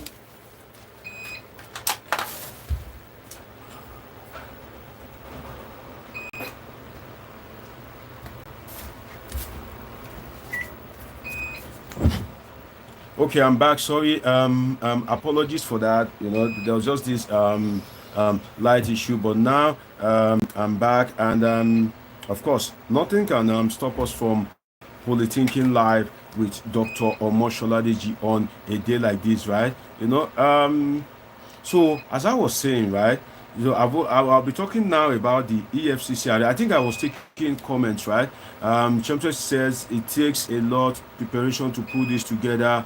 More grease, Dr. Deji. God bless you, my brother Chemtress. And I'm saying NEPA, never expect power always, right? And that's coming from Chemtress. And Mickey TV says good afternoon, Dr. Deji. And KY says good PM, my fellow politinkers. Good PM, my fellow politinkers. Okay, good to have you again, KY. Well, you joined my broadcast yesterday, and Mickey TV is one of my regular viewers. Okay, and also I have Chemchex on the line as well, like watching me as well. So if you want to call in, the number is +55 13 99 666 6361. Feel free to call in via WhatsApp.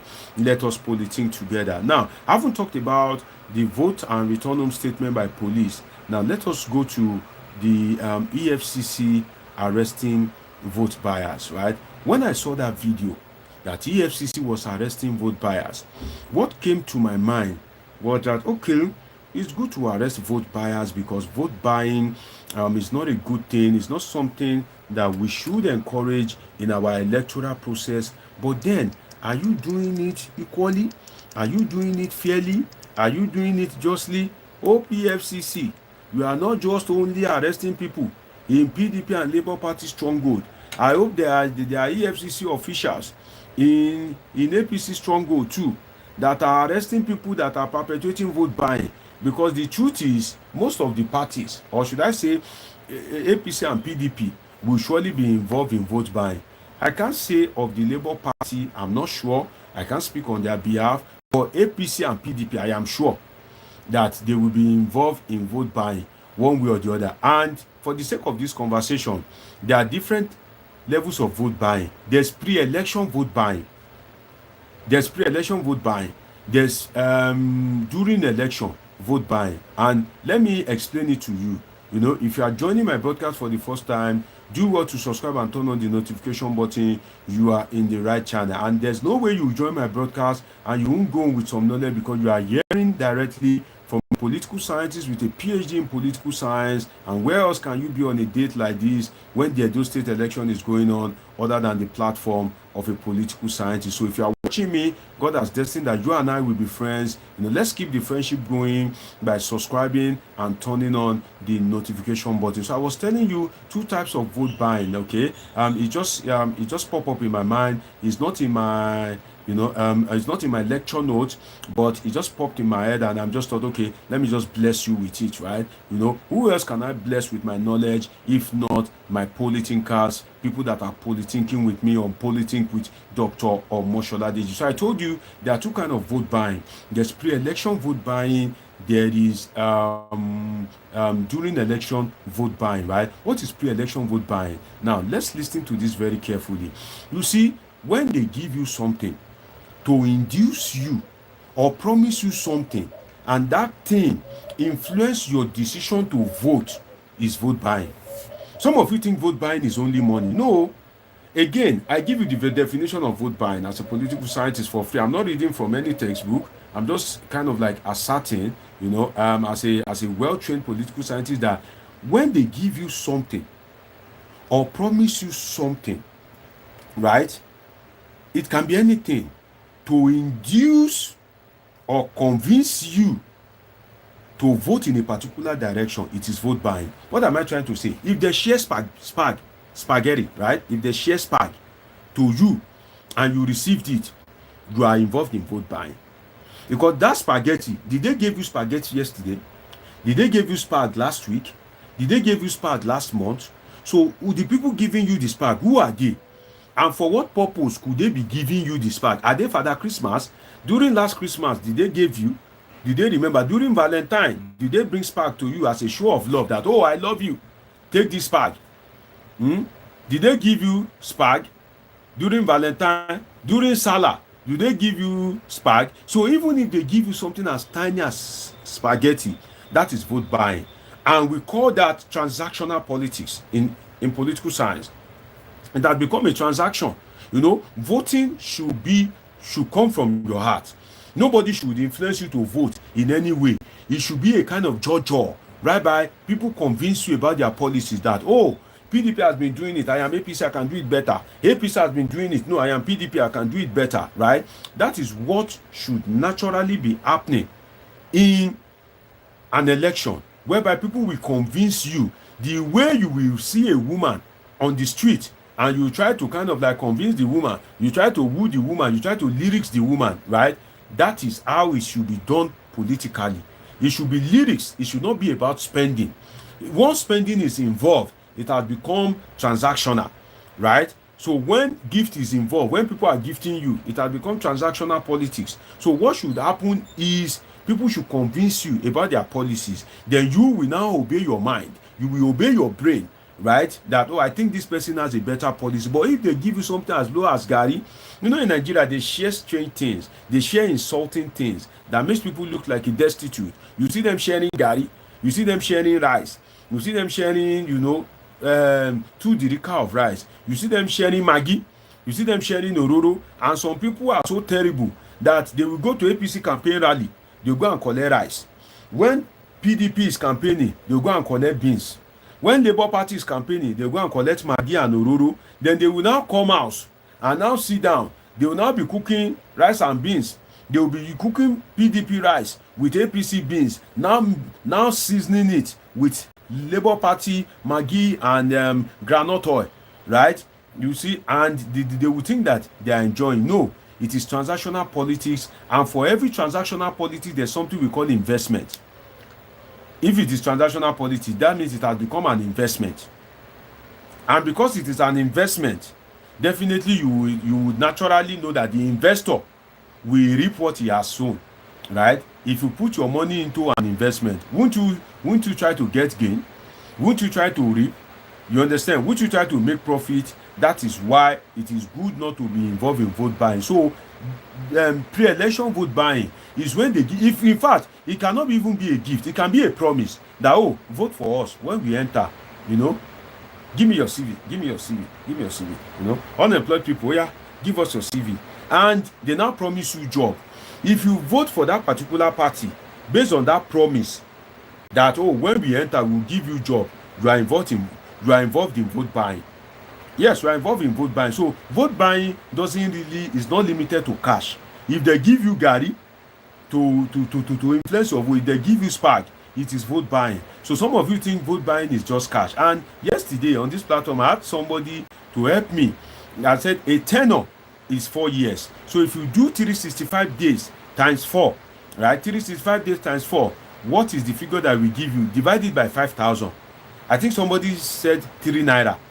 Imagine, so that means that for every day of discomfort, for every day of inconvenience, for every day of lack of amenities, for every day that you spend in traffic, for every day that you are buying fuel at expensive rate, for every day that you are languishing in anguish, for the next 4 years, your gain per day after involving in vote buying is 3 naira.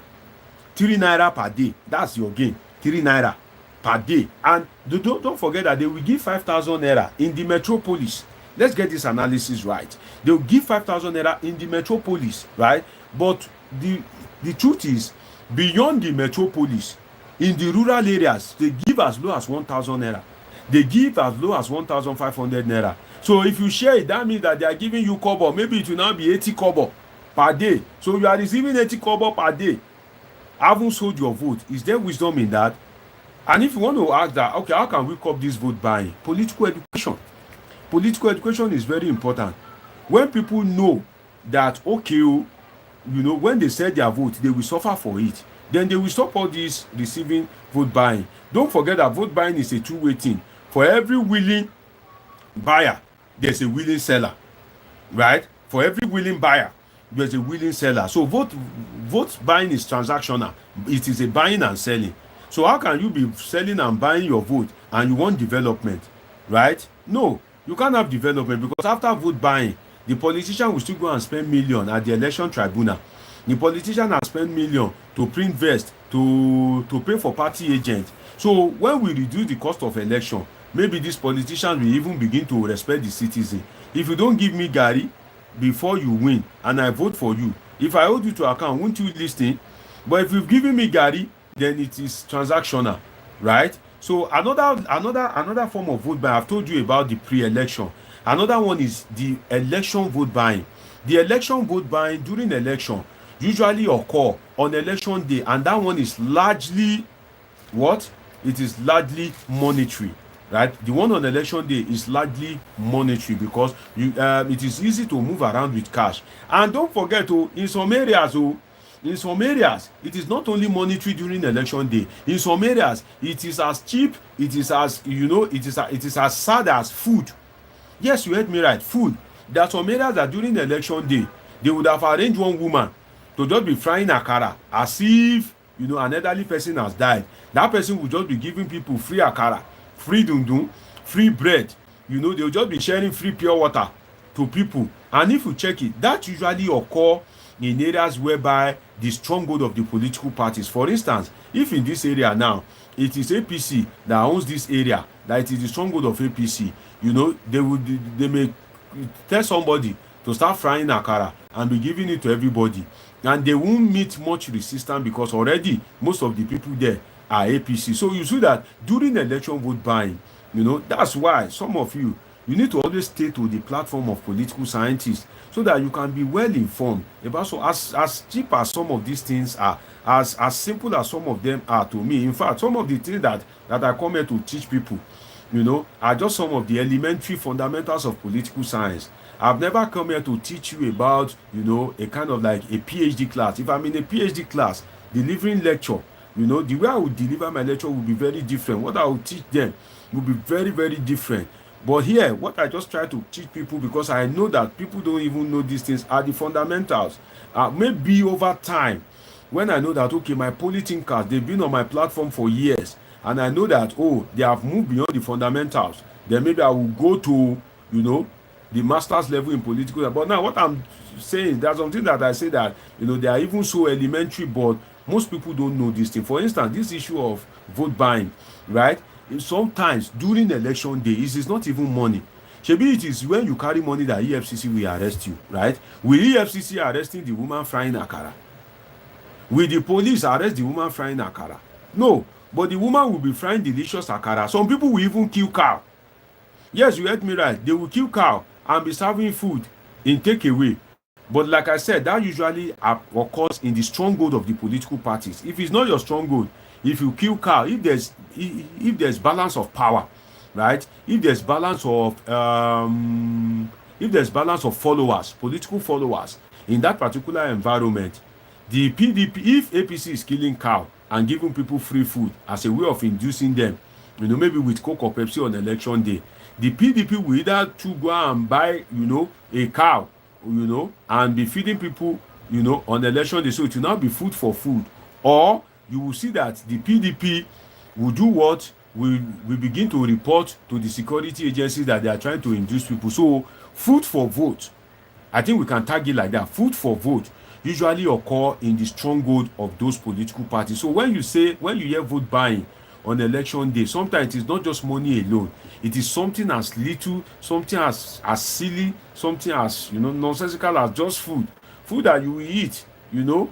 Once they use it to induce people. So when I saw that EFCC, when I saw that video, the first thing that came to my mind is, EFCC, are you sure you are well spread? Because see, there are some intelligent ways. For instance, when I appeared on TV today, right, virtually, they asked me a question, and I took my time to tell them the intelligent ways of rigging election.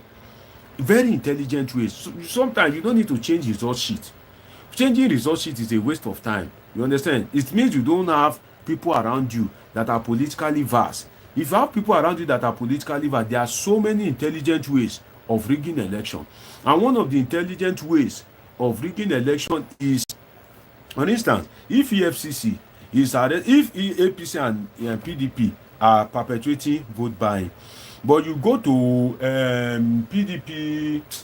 PDP stronghold and you are kind of like arresting people that are involved in vote buying. But in APC stronghold, if you leave people that are involved in vote buying, if you leave them to have a free day, what will happen? You have technically, you have strategically, you have intelligently rigged the election. You have rigged it by way of evidence that cannot be shown in a court of law, right? You have strategically rigged the election. So imagine, people have been waiting to receive money. In fact, some people, the reason why they want to go and vote, the poverty is so strong, the destitution is so strong, that the reason why some people want to go and vote is because so that, you know, they can have money to feed. That money that they want to give them during that vote buying is what some people are looking for, to go and buy bread and beans to feed themselves for that day. So some people are looking up to that money, and some people have seen politics as transactional, that till you give them that money they won't vote. They are not ready to vote. I've seen situations whereby during general election, people will be keeping their CV. I said CV, their PVC, right? They will be keeping it. In fact, they will be negotiating that, what are you offering? 3,000. Well, let's go and collect 5,000 from that one. Oh, it is that party that is offering 5,000, and they will willfully go and vote for that party and collect 5,000. That's the level of illiteracy we have. That's the level of poverty, the level of destitution that the Nigerian government, you know, have subjected the citizens to, whereby people will now willingly, you know, be kind of like negotiating how much they will sell and how much they will kind of like buy vote. And even they will even tell them to come with evidence. There's either a policeman standing at their back that will be giving them signal that, yeah, he voted for APC or he voted for PDP, or some people will even snap it on their phone. That's why INEC stopped people from snapping this thing on their phone, because they know that they are snapping it to go and show the agent and to kind of like perpetrate vote buying. So when you allow people to cast their vote, right, and you now deploy EFCC to the stronghold of a particular political party, and such deployment is not being done in the stronghold of another political party, you have stylishly, you have intelligently, if you like, you have, you know, legally and illegally, if I can use two contrasting words, rigged the election. Because that lack of vote buying, it will affect the other political party, because people will be receiving call from their friend. How much did they give you in your area? The PDP, you know, they didn't even give us money here. You know, they believe that because we are supporting them, you know, even it can even lead to protest vote. When in PDP stronghold, that they are expecting that PDP will share money. If EFCC goes after them and they didn't share money, some people will be angry that APC is sharing money, PDP did not share money. In fact, it's like overconfidence is doing PDP. I won't give them my vote. Some people, because they didn't receive that money, they will angrily go and vote for Labour Party or APC. So vote buying is doing it in all areas in Edo State, and not just using it as an intelligent political strategy against the PDP in Edo State. So that is it. Then another thing, when I saw that video of EFCC, right, one thing I saw a lot of guys brandishing firearms, and I was wondering that during the election, you know, they restrict the brandishing of firearms because they know that when they come up with firearms and they are brandishing firearms all over the place, that it is a disservice. Because when you are brandishing firearms, some people have phobia for firearms. But during that video of EFCC arrest, I saw a strange camouflage, and I was asking myself that this is not that of the police. Has EFCC now been permitted to wear camo uniform and carry firearms as well? You know, Nigeria, you know, nothing can come as a surprise. Does EFCC now wear camo uniform as well? And why are these people brandishing firearms like this? Don't they know that can lead to crisis? If there's something like an accidental discharge, you know, if you are watching me for the first time, do well to like this video, do well to subscribe and turn on the notification button, and also drop your comment. I also want to read your comment. I want to read from you. What is your thought about the Edo governorship election? Do well to drop your comment. I will absolutely read them. So, as I was saying, you will see that the EFCC, as they were brandishing firearms all over the place, what if there's an accidental discharge, right? If it happens to be a PDP member that died from that accidental discharge, it can set the state up in flames, because the PDP is already suspecting that federal might will be used against them. So if there's now an accidental discharge, again, accidental, that means it wasn't intentional. The way they are brandishing firearms and that bullet hit a PDP supporter, do you know the implication of that for the election, right? The implication is very grievous. So I was wondering why those EFCC guys were brandishing firearms, openly like that on an election day, right? It leaves much to be desired on the part of the EFCC official. So I've treated two in part of my outline, which is the vote and return home statement that was made by the police for the Edo governorship election. That police said, oh yeah, vote and return home. I have done my analysis on that. And also the one of EFCC that they were arresting vote buyers. I have asserted that I hope that it is not a strategic way to weaken the PDP in their stronghold or to weaken the Labour Party. And I hope that vote buyers are not having a free day. I hope vote buyers are not having a jolly time in APC stronghold. Another one is, let us talk about the rain. Then the rain, I'll now talk about the role of technology and connect the rain and the role of technology together. Okay, if you are watching me for the first time, do want to subscribe to this channel, do want to turn on the notification button as well, and also make sure that you drop your comment. Okay, what are you thinking about the Edo governorship election? What has come to your mind as regards the election? Now, rain, the rain that fell in this morning in Edo State tells us something. It tells us that you cannot stop God from doing his work, right? But instead of trying to stop God or disturbing God from doing his work, why don't you walk with God? Right? Why don't you walk with God? What am I trying to say? Those beavers machine. First, let us say that everything that INEC is using to conduct this election can be destroyed by water. And what does rain produce? Rain produces water. And everything that INEC is using to conduct this election, from the marker to the Form EC80, Form EC10, or whatever form, to the ballot paper, to the beavers machine, to the generator, the computer, there is none that can be destroyed by water. So if your equipment can be destroyed by water, and you are conducting an election at a time like this, and NIMET, Nigeria, informed you that, okay, there might be some of rainfall, you ask yourself that, why are you not prepared for such an occasion? Why should rainfall delay an election? What if the election that is going on today in Edo State, what if, you remember when some of us were young, they used to say, oh, sometimes there's these 3 days non-stop rainfall. They used to say there is 7 days. They used to call it in Yoruba, Ojo Olojo Meje.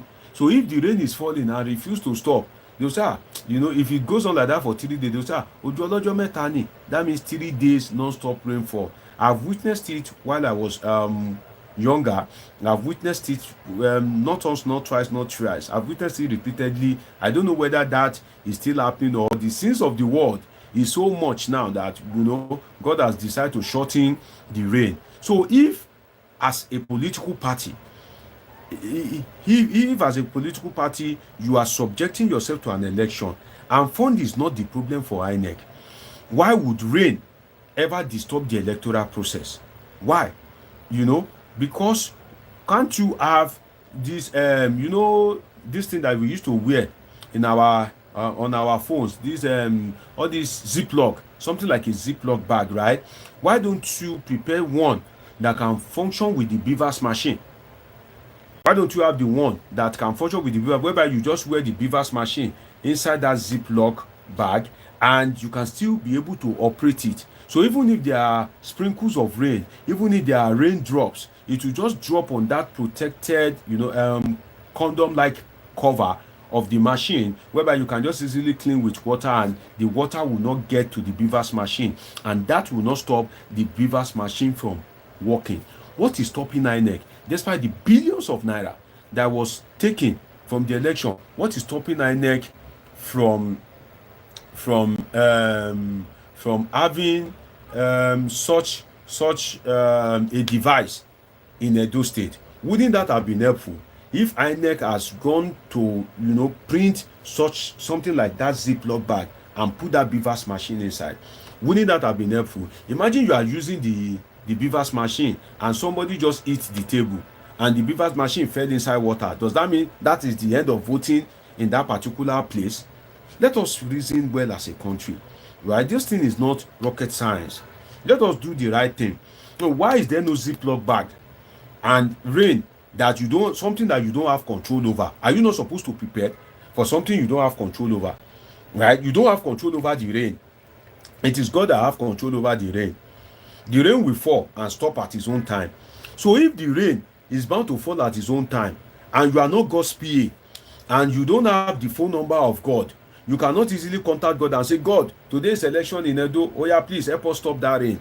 If you don't have the phone number of God's PA to call God's PA and say, oh, go and press the stop rain button on God's desk, what are you now supposed to do as a person? That means you are supposed to be amply prepared in such a way that if God decides to fall rain on election day throughout, definitely the election will still go on. That means that you are a strong institution. But what happened in Edo State today, where rain was disrupting the process in some areas, only shows that INEC is still a weak institution because their operations was largely determined by the rain, something that they don't have control over, but they can prepare for, but they fail to prepare for it. So for me, I think that INEC should go and get that beavers cover, right, so that when there is rain, people can vote. And I haven't talked about the rain.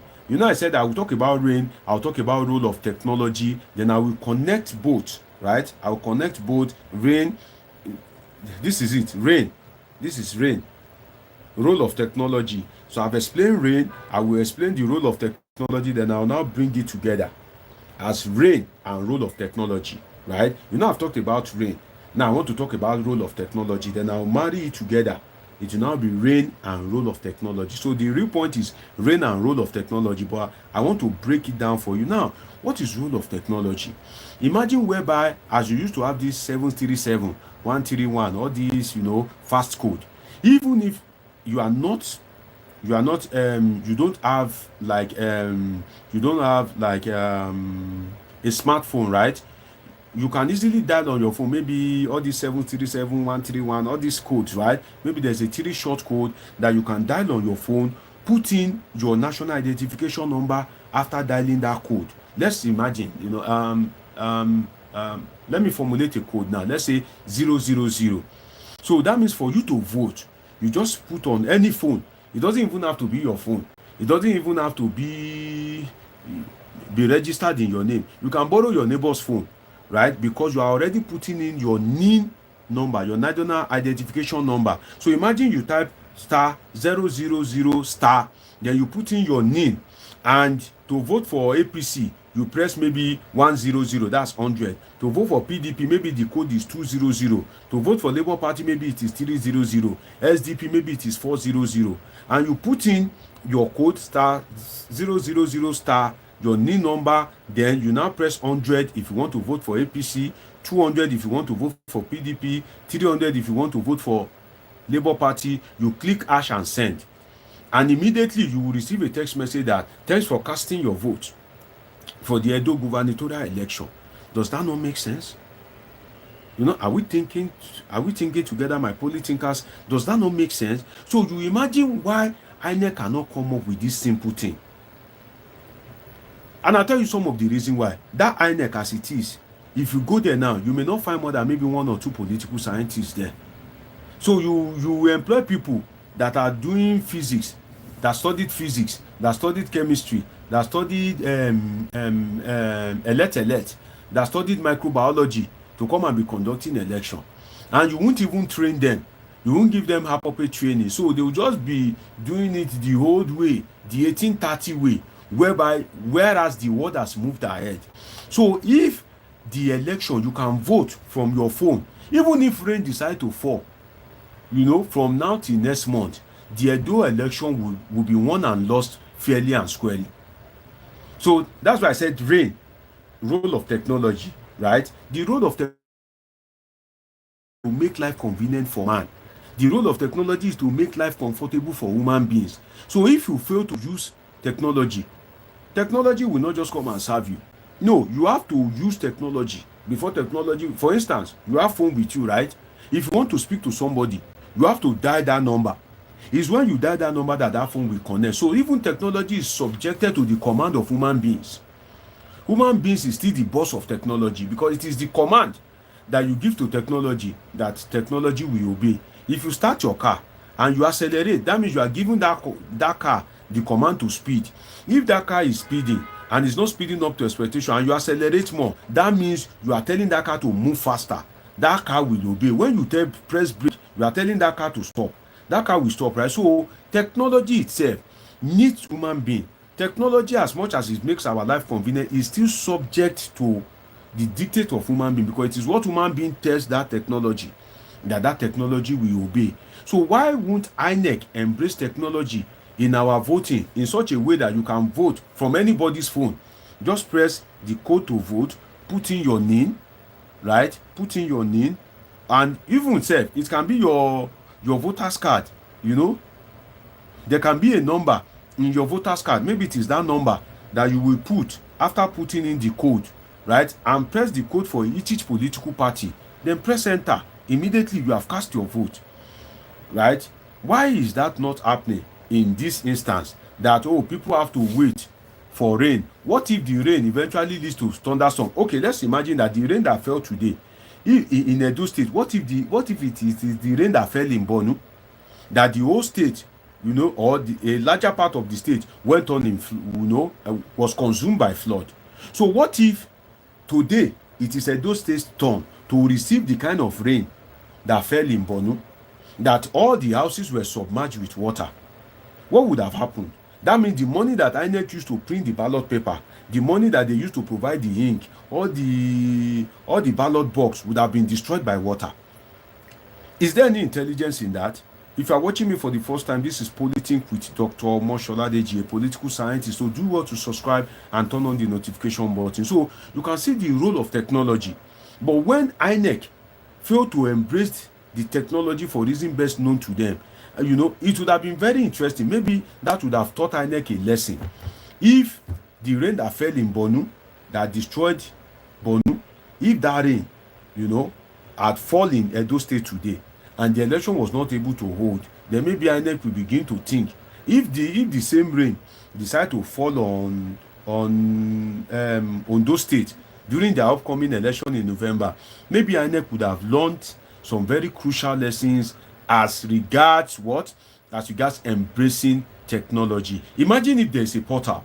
Let's think right, polythinkers, my fellow polythinkers, right? If you are watching me for the first time, this is Politics with Dr. Omosoladeji, and we are reviewing the conduct and also assessing updates coming from the Edo governorship election. Yes, I'm a political scientist. You heard me right. So where else can you be on a day like this if not the platform of a political scientist? So if you are watching me for the first time, please click the subscribe button, click the notification button, and let's continue to Politics, okay? God has destined that you and I will be friends. Make sure you click the subscribe button and the notification button, okay? And feel free to drop your comment. I want to read your comment in the comment section. Tell me what you are thinking as regards the Edo State governorship election. Now, to further my analysis of the election, imagine there is a portal. I've talked about the phone, right? And I've talked about smartphone and non-smartphone, that you don't even need, in fact, you don't need to own a phone. Collect your neighbor's phone, input your data there, press hash, you would have voted. Now let's imagine that there is a portal that you can just log in with your name or your voter's number. You can log in and create a password for yourself to make it more flexible.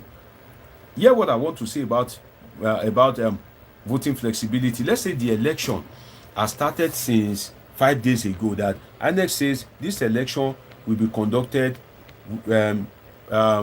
for 5 days, has been done in other climes like the United States and some other countries, whereby you can just log into that portal for voting flexibility. When you log on to that portal, you can say, oh, I want to vote for PDP.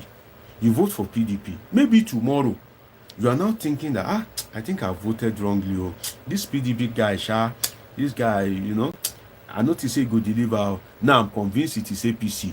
You go and log in back to that portal and you change your vote from PDP to APC.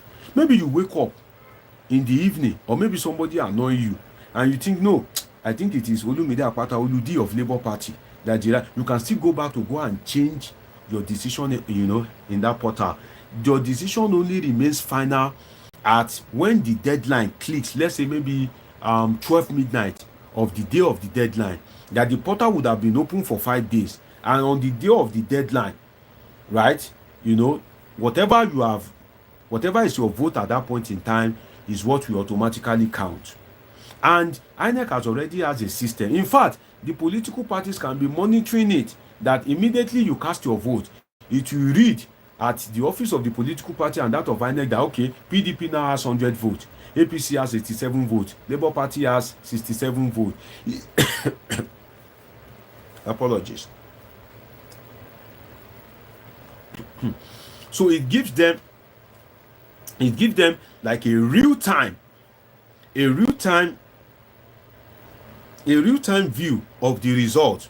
Would that not help? Does that not make sense?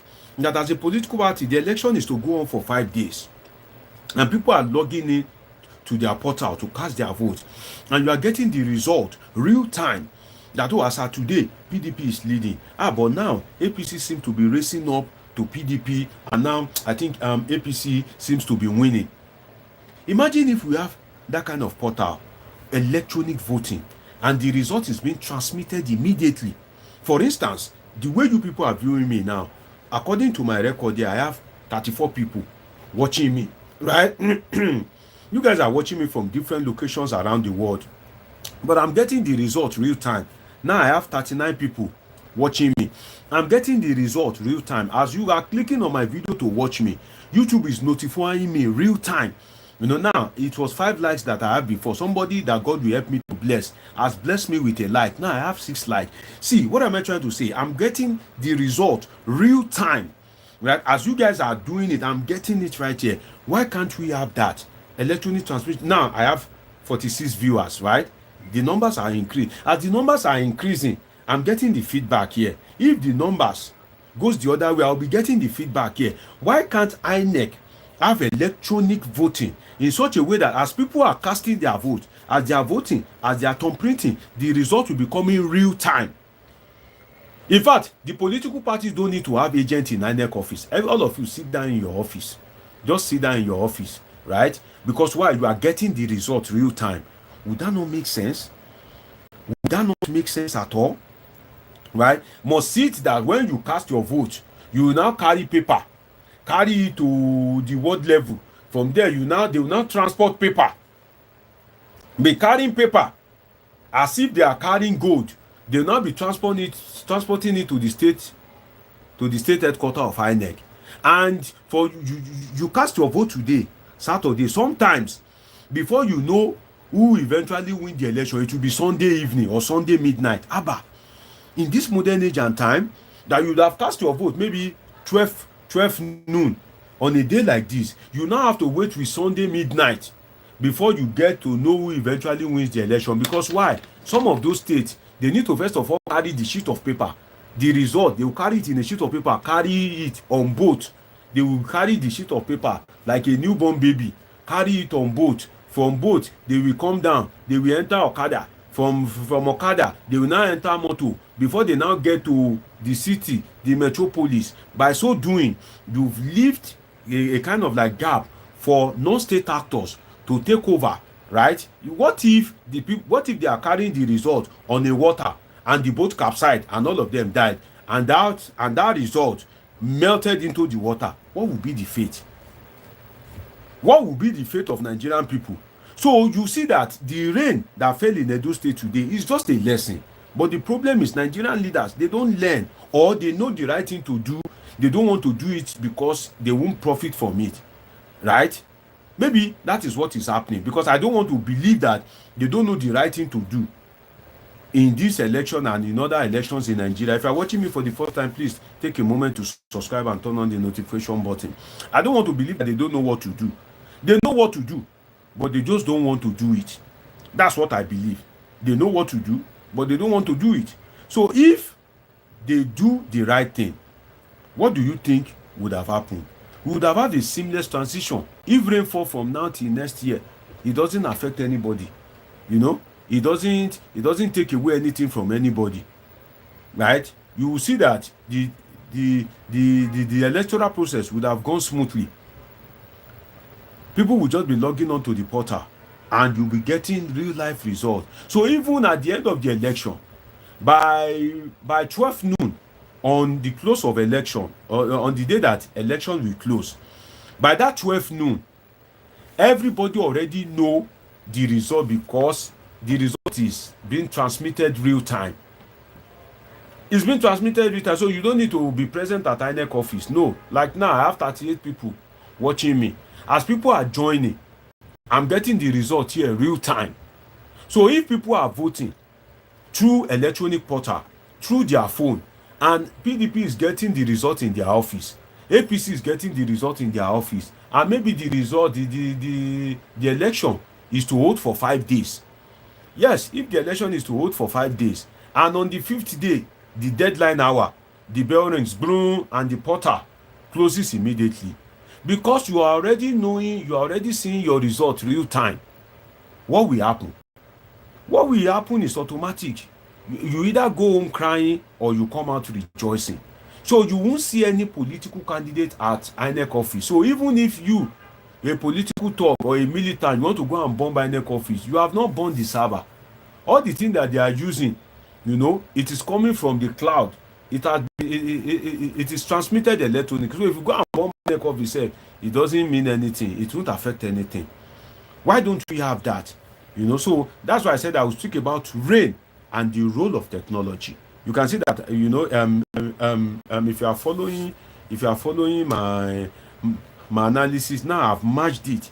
How rain can kind of like disrupt the electoral process, and how technology can be used to beat rain. Because if the rain that fell in that Borno state, if today it is Edo State turn, do you know how much would have been wasted? And another thing is, if you are using the technology, you know, do you need to hire many ad hoc staff? Do you need to hire many copper? Do you need to bring police from different states? Do you need to pay the police money for feeding? All these expenses will naturally reduce. Because why? People are not coming out to vote, rather they are doing it from the comfort of their home, rather than for people to come and queue in hot sun and be saying they want to cast their vote. So I think maybe Nigerian government will be able to learn a lesson or two from this, although I am not expecting any political reform from the Tinubu government. Yes, you heard me right. I'm not expecting that a political reform will happen, because Tinubu will not do a political reform that will make him to lose election. The man that is kind enough to do a political reform was Goodluck Jonathan.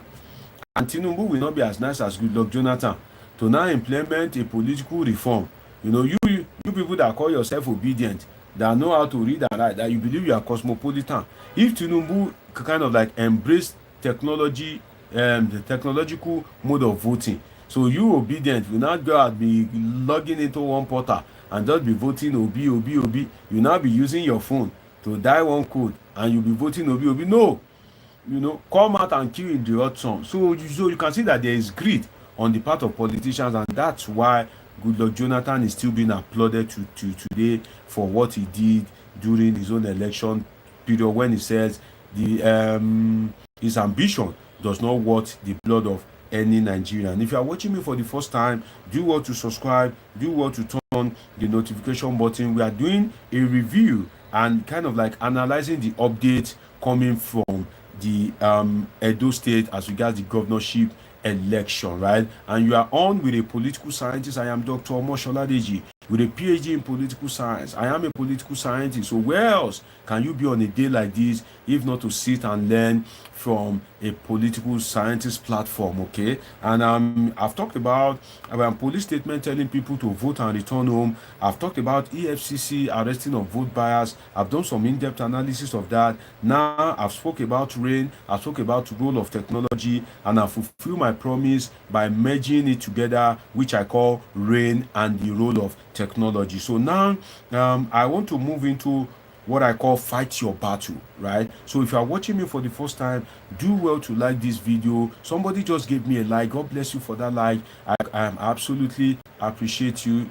Thanks for liking this video. Please do well to subscribe, do well to turn on the notification button.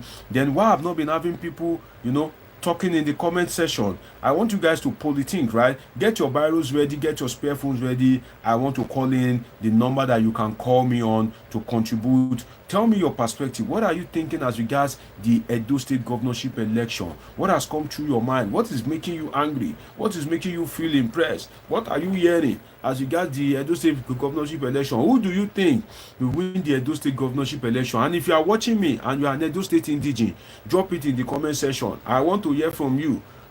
Today something is going on in your state. I know you will definitely have a perspective, right? So get your spare phones ready, get your pen and paper ready. I will call the number that you can reach me on via WhatsApp only. And do well to subscribe if you are watching me for the first time. Subscribe and turn on the notification button, and make sure you catch up with a video that I released yesterday titled "God is not a Nigerian." I was using the Bonu case and the Bonu flood as a case study, and I was assessing government-citizen relation. I tagged the title of that video, "God is not a Nigerian." Do well to catch up with it on my channel later, and make sure you watch it, okay? And the number to call now is +55 13 99 666 6361. You can call me via WhatsApp to contribute, to share your perspective as regards the ongoing governorship election in Edo State. This is the people's platform. As much as you've been hearing me, I also like to hear from you as well. So do well to give me a call on +55 13 99 666 6361. Again, I'll call it slowly. +55 13 99 666 6361. Okay, +55 13 99 666 6361. You can call me via WhatsApp only. I want to see your comment in the comment section, and I also want to receive call from you as regards this Edo State governorship election. What have you been thinking? And Mickey TV, are you still there? KY Chemtrex, Prophet Joseph Francis, I see all your comments coming in, but I think I've taken some of this comment. Mr. Nigeria, are you still there? And Jignesh Tiwari, are you still there as well? Roger Fred, Samuel Suleiman, okay, are you guys still there? Do well to drop your comment. I want to read them out, and do well to give me a call on +55 13 99 666 6361. WhatsApp only. Again, the number is +55 13 99 666 6361. Okay, so I said I want to speak about what I call fight your battle. Okay, fight your battle. If you like, you can call it fight my battle. This election shows one thing, right? It shows that in life, there's a stage you get to that if it is not beyond your powers, you are not yet there. In fact, you have not yet started life. Yes, you heard me right. You should have always find yourself in a situation that everything is always within your power, right? You can always help yourself. You can always do something for yourself. You are still growing. You are not yet there. But if you find yourself in a situation whereby you need other people to fight for you, then maybe you are getting there in life. So I call it fight your battle, because if the rain that fell in Edo State today have gone on for long, right? If that rain had gone on for long, definitely we need people to still persevere You will need people to still hold on for you. As well, Godalo, we need people across Edo State to stand in the sun and in the rain to make sure that his vote is not subtracted, right? If an extra vote is added, maybe it's fine by him, but he will need people to stay across the whole Edo State, to be vigilant, to be alert, even if it means that they will keep vigil, for them to keep vigil, to make sure that no magomago or wuruwuru goes on with his vote. The truth is, how many places can Asue Ighodalo stand at a particular point in time? Maybe at best he can be in a place, right? Maybe at best his family can be in maybe 3, 4, 5 places. Maybe his wife is in another polling unit, his children is in another polling unit. Maybe at best his family, his immediate family, can be in 50 polling units. But there are hundreds of thousands of polling units in Edo State. What does that say? It says that if you reach a point in life, you will need people to fight your battle. And if you are not at that stage, if everything has always been under your control, right? If everything has not gone beyond your control in such a way that you need extra people, you need extra hand, you need people to take your fight as their own fight, you need people to go all out for you, you need people to mobilize for you, you need people to advocate for you, you need people to speak for you, you need people to stand their ground for you, you need people, as your foundation and your solid rock. Then what that tells us is you are not there yet. You are not there yet. You may think you are rich, but still you are not there yet. You may think you have power, but still you are still not there yet. But when you find yourself at a situation whereby maybe, in your workplace, for instance, if you are an entrepreneur and you are the only one handling the company, you are the accountant, you are the cashier, you are the secretary, you are not there yet. When that company, when it blows, pray for that company to blow. When that company blow, right, it will be beyond your powers. You need people to assist you. You need a secretary, you need a branch office, you need a driver, you need a logistics manager, you understand? You need a PA. Those people, what are they doing? They are fighting your battle. They are making sure that everything goes well for you, so that your dream, your aspiration for that particular company can be fulfilled. So now bringing it back to the political cycle, right? I've been able to explain what this fight your battle means, because if the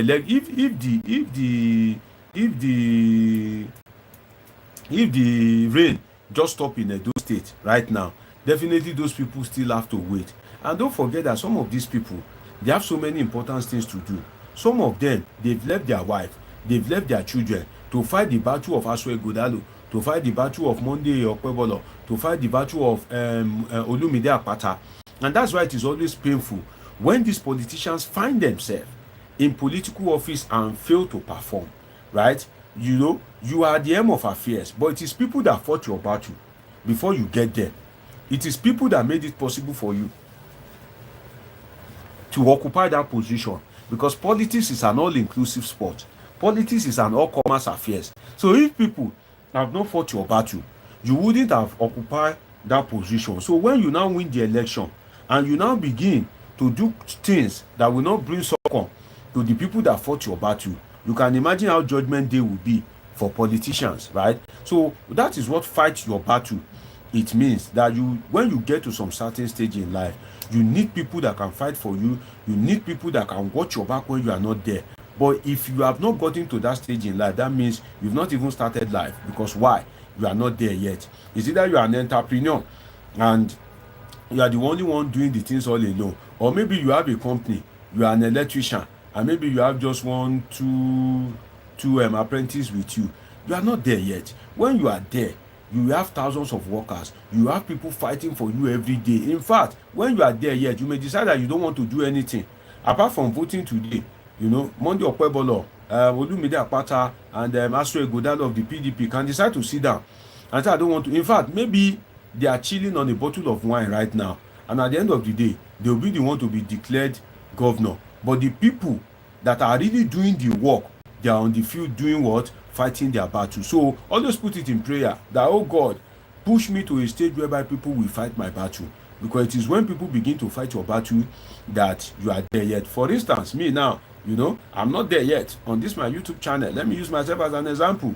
This YouTube channel I don't have production manager, right? I don't have editor. I am the production manager I am the editor. I'll be the one to look at the lightning. I'll be the one to, to kind of like, think of topic. When I'm there, maybe people will bring topic to me that, Dr. Deji, this is one is raining today. What would you like to talk about? Okay, select this one, select that one. Maybe I will have an editor. Maybe I will have a production manager. Maybe maybe I will have a big studio. That anytime I'm going live to come and politic with my people, I will have my production manager on standby. I will have my cameraman. I'll be operating the camera. So what am I trying to say? Even on YouTube, what am I saying? To use myself as an example, YouTube, be truthful to yourself. It means that I am not what? I am not there yet, right? So when you are there yet, people will fight your battle. And that's why I'm using the Edo State governorship election to do my analysis on what I call fight my battle, or if you like, fight your battle, right? Because it is people that are laboring for, even some of the people laboring for them. Don't forget that some of them will be bloody though. Some of them will be injured. Some of them will even be killed. Some of them will die in the process. But then they will be the one to sit on the seat as governor. They will be the one to be parading with 15 years agbada, right? But then it is people that fought their battle. So if you are watching me for the first time, do well to subscribe and turn on the notification button. Another thing to reason is that when people fight, and the people that are fighting their battle now, right? Some of them at the end of the day will not even be rewarded. Some of them at the end of the day will even be abused. Some of them at the end of the day will even be molested. But then the truth is, when you fight people's battle, make sure you are fighting that battle because you want, the growth in your company, because you want a change in the society, not because you are fighting the person's battle so that you can gain, so that you can parasite, so that you can extort the state. No. So, that is what I mean about fight your battle, right? That people will fight your battle. So I've spoken about police statement that people should vote and return home. I've talked about EFCC arresting vote buyers. I've talked about rain. I've talked about the role of technology, and I've been able to merge it together to call it rain and the role of technology. I've also spoken about, this election shows that you need someone to fight your battle. So if you are just joining me, you may need to reverse this live broadcast a little bit, or replay it later from the beginning to get my insights and analysis on the Edo State governorship election. We've been looking at the permutations,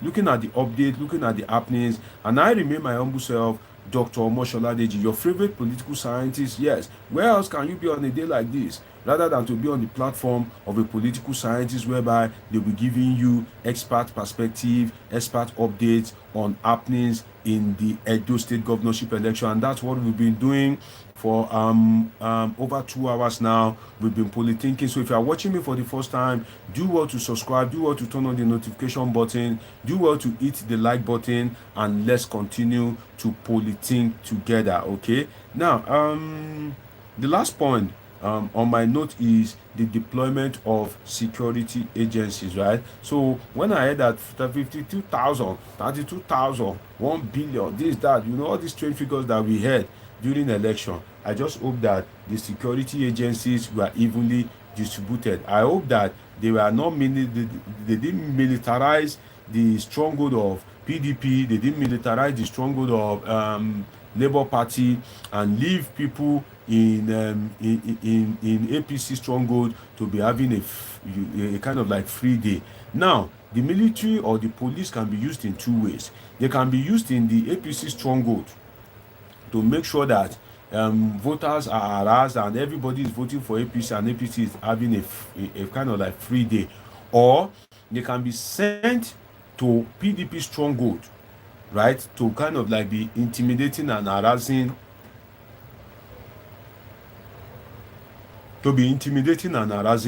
harassing voters. So I hope that the conduct of the security agencies will be fair. I hope they will be matured. And if 35,000 policemen have been deployed, why are you also deploying military? I believe the military has no role in our election, and I gave some perspective on that yesterday, that the military, they are not trained to tame, they are trained to kill. And that's why you see that when the military wants to shoot, they are trained to shoot you close to the heart, whereby you have little or no chance of survival. But the police are trained to shoot you in the arm, to shoot you in the leg in such a way that they tame you. The aim of police when they want to arrest or when they shoot, naturally is not to kill, but to be able to tame you so that they can drag you before a court of law. That is what police are trained to do. So I just hope that the security agencies, I hope that they didn't flood them in the stronghold of PDP and Labour Party, because if that is done, what they are doing is to make sure that they intelligently rig the election in favor of APC, right? So I hope that the federal might, and when we talk of federal might, federal might in the context of election is mainly about the federal security agencies, their conduct. How are they conducting themselves? Are they being professional, or they are kind of like aiding and abetting political talks to have a free day? Are they encouraging vote buying? Are they encouraging the rigging of the election? So when they say federal might is more of police intervention, military intervention, than even INEC intervention itself.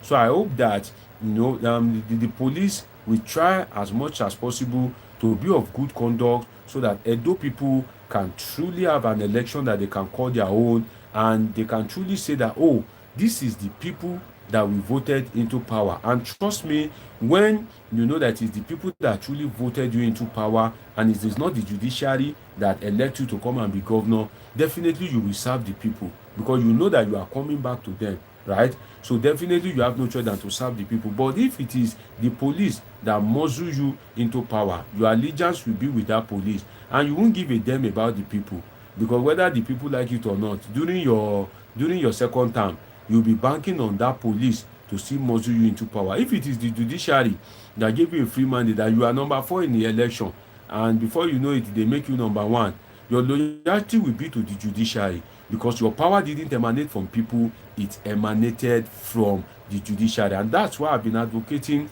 for an electoral system that works, an electoral system that power will truly belong to the people, not this one that our people are just wasting their time in Edo, because at the end of the day, it will be the judiciary that will eventually determine the outcome of the election. And I've been feeling concerned that the judiciary will determine the outcome of election.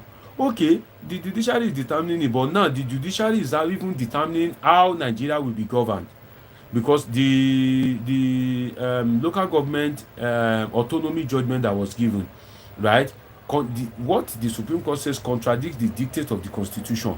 The Constitution says that the state will hold the money and share it to the local government. So what the judiciary should have done is maybe to kind of liaise with the legislature in such a way that that section of the Constitution will be changed, because the judiciary is meant to interpret the law, right? What it means that you are supposed to interpret what is written, and if what is written is in black and white, then definitely you have to interpret it according to what you see. So we have a situation whereby it is the judiciary that is determining who will govern, that they are the one electing president, they are the one electing governors, and now the judiciary is gradually determining how governance itself would be run. At best, that is what we can call judicracy, or if you like, a judicratic system of government, and that does not speak well for Nigeria, right? I hope to come back to give you more updates, to give you more perspective, to give you more analysis on the Edo State governorship election in few hours time. That's why I said that if you are watching me for the first time and you are yet to subscribe, do well to subscribe and turn on the notification button. That YouTube recommends my video for you today doesn't mean they will recommend it for you tomorrow. So take a moment to subscribe, take a moment to hit the like button, so that we can always politing together on this platform, politing with Dr. Omosoladeji. It's been an interesting time with you, and I look forward to seeing you again in a few hours time, whereby we'll be politicking on politics and happenings in the polity. Till I see you again in a few hours time for more update, for more in-depth analysis on the Edo State governorship election. Trust me, it's all love from me, and I love you all sincerely. God bless you.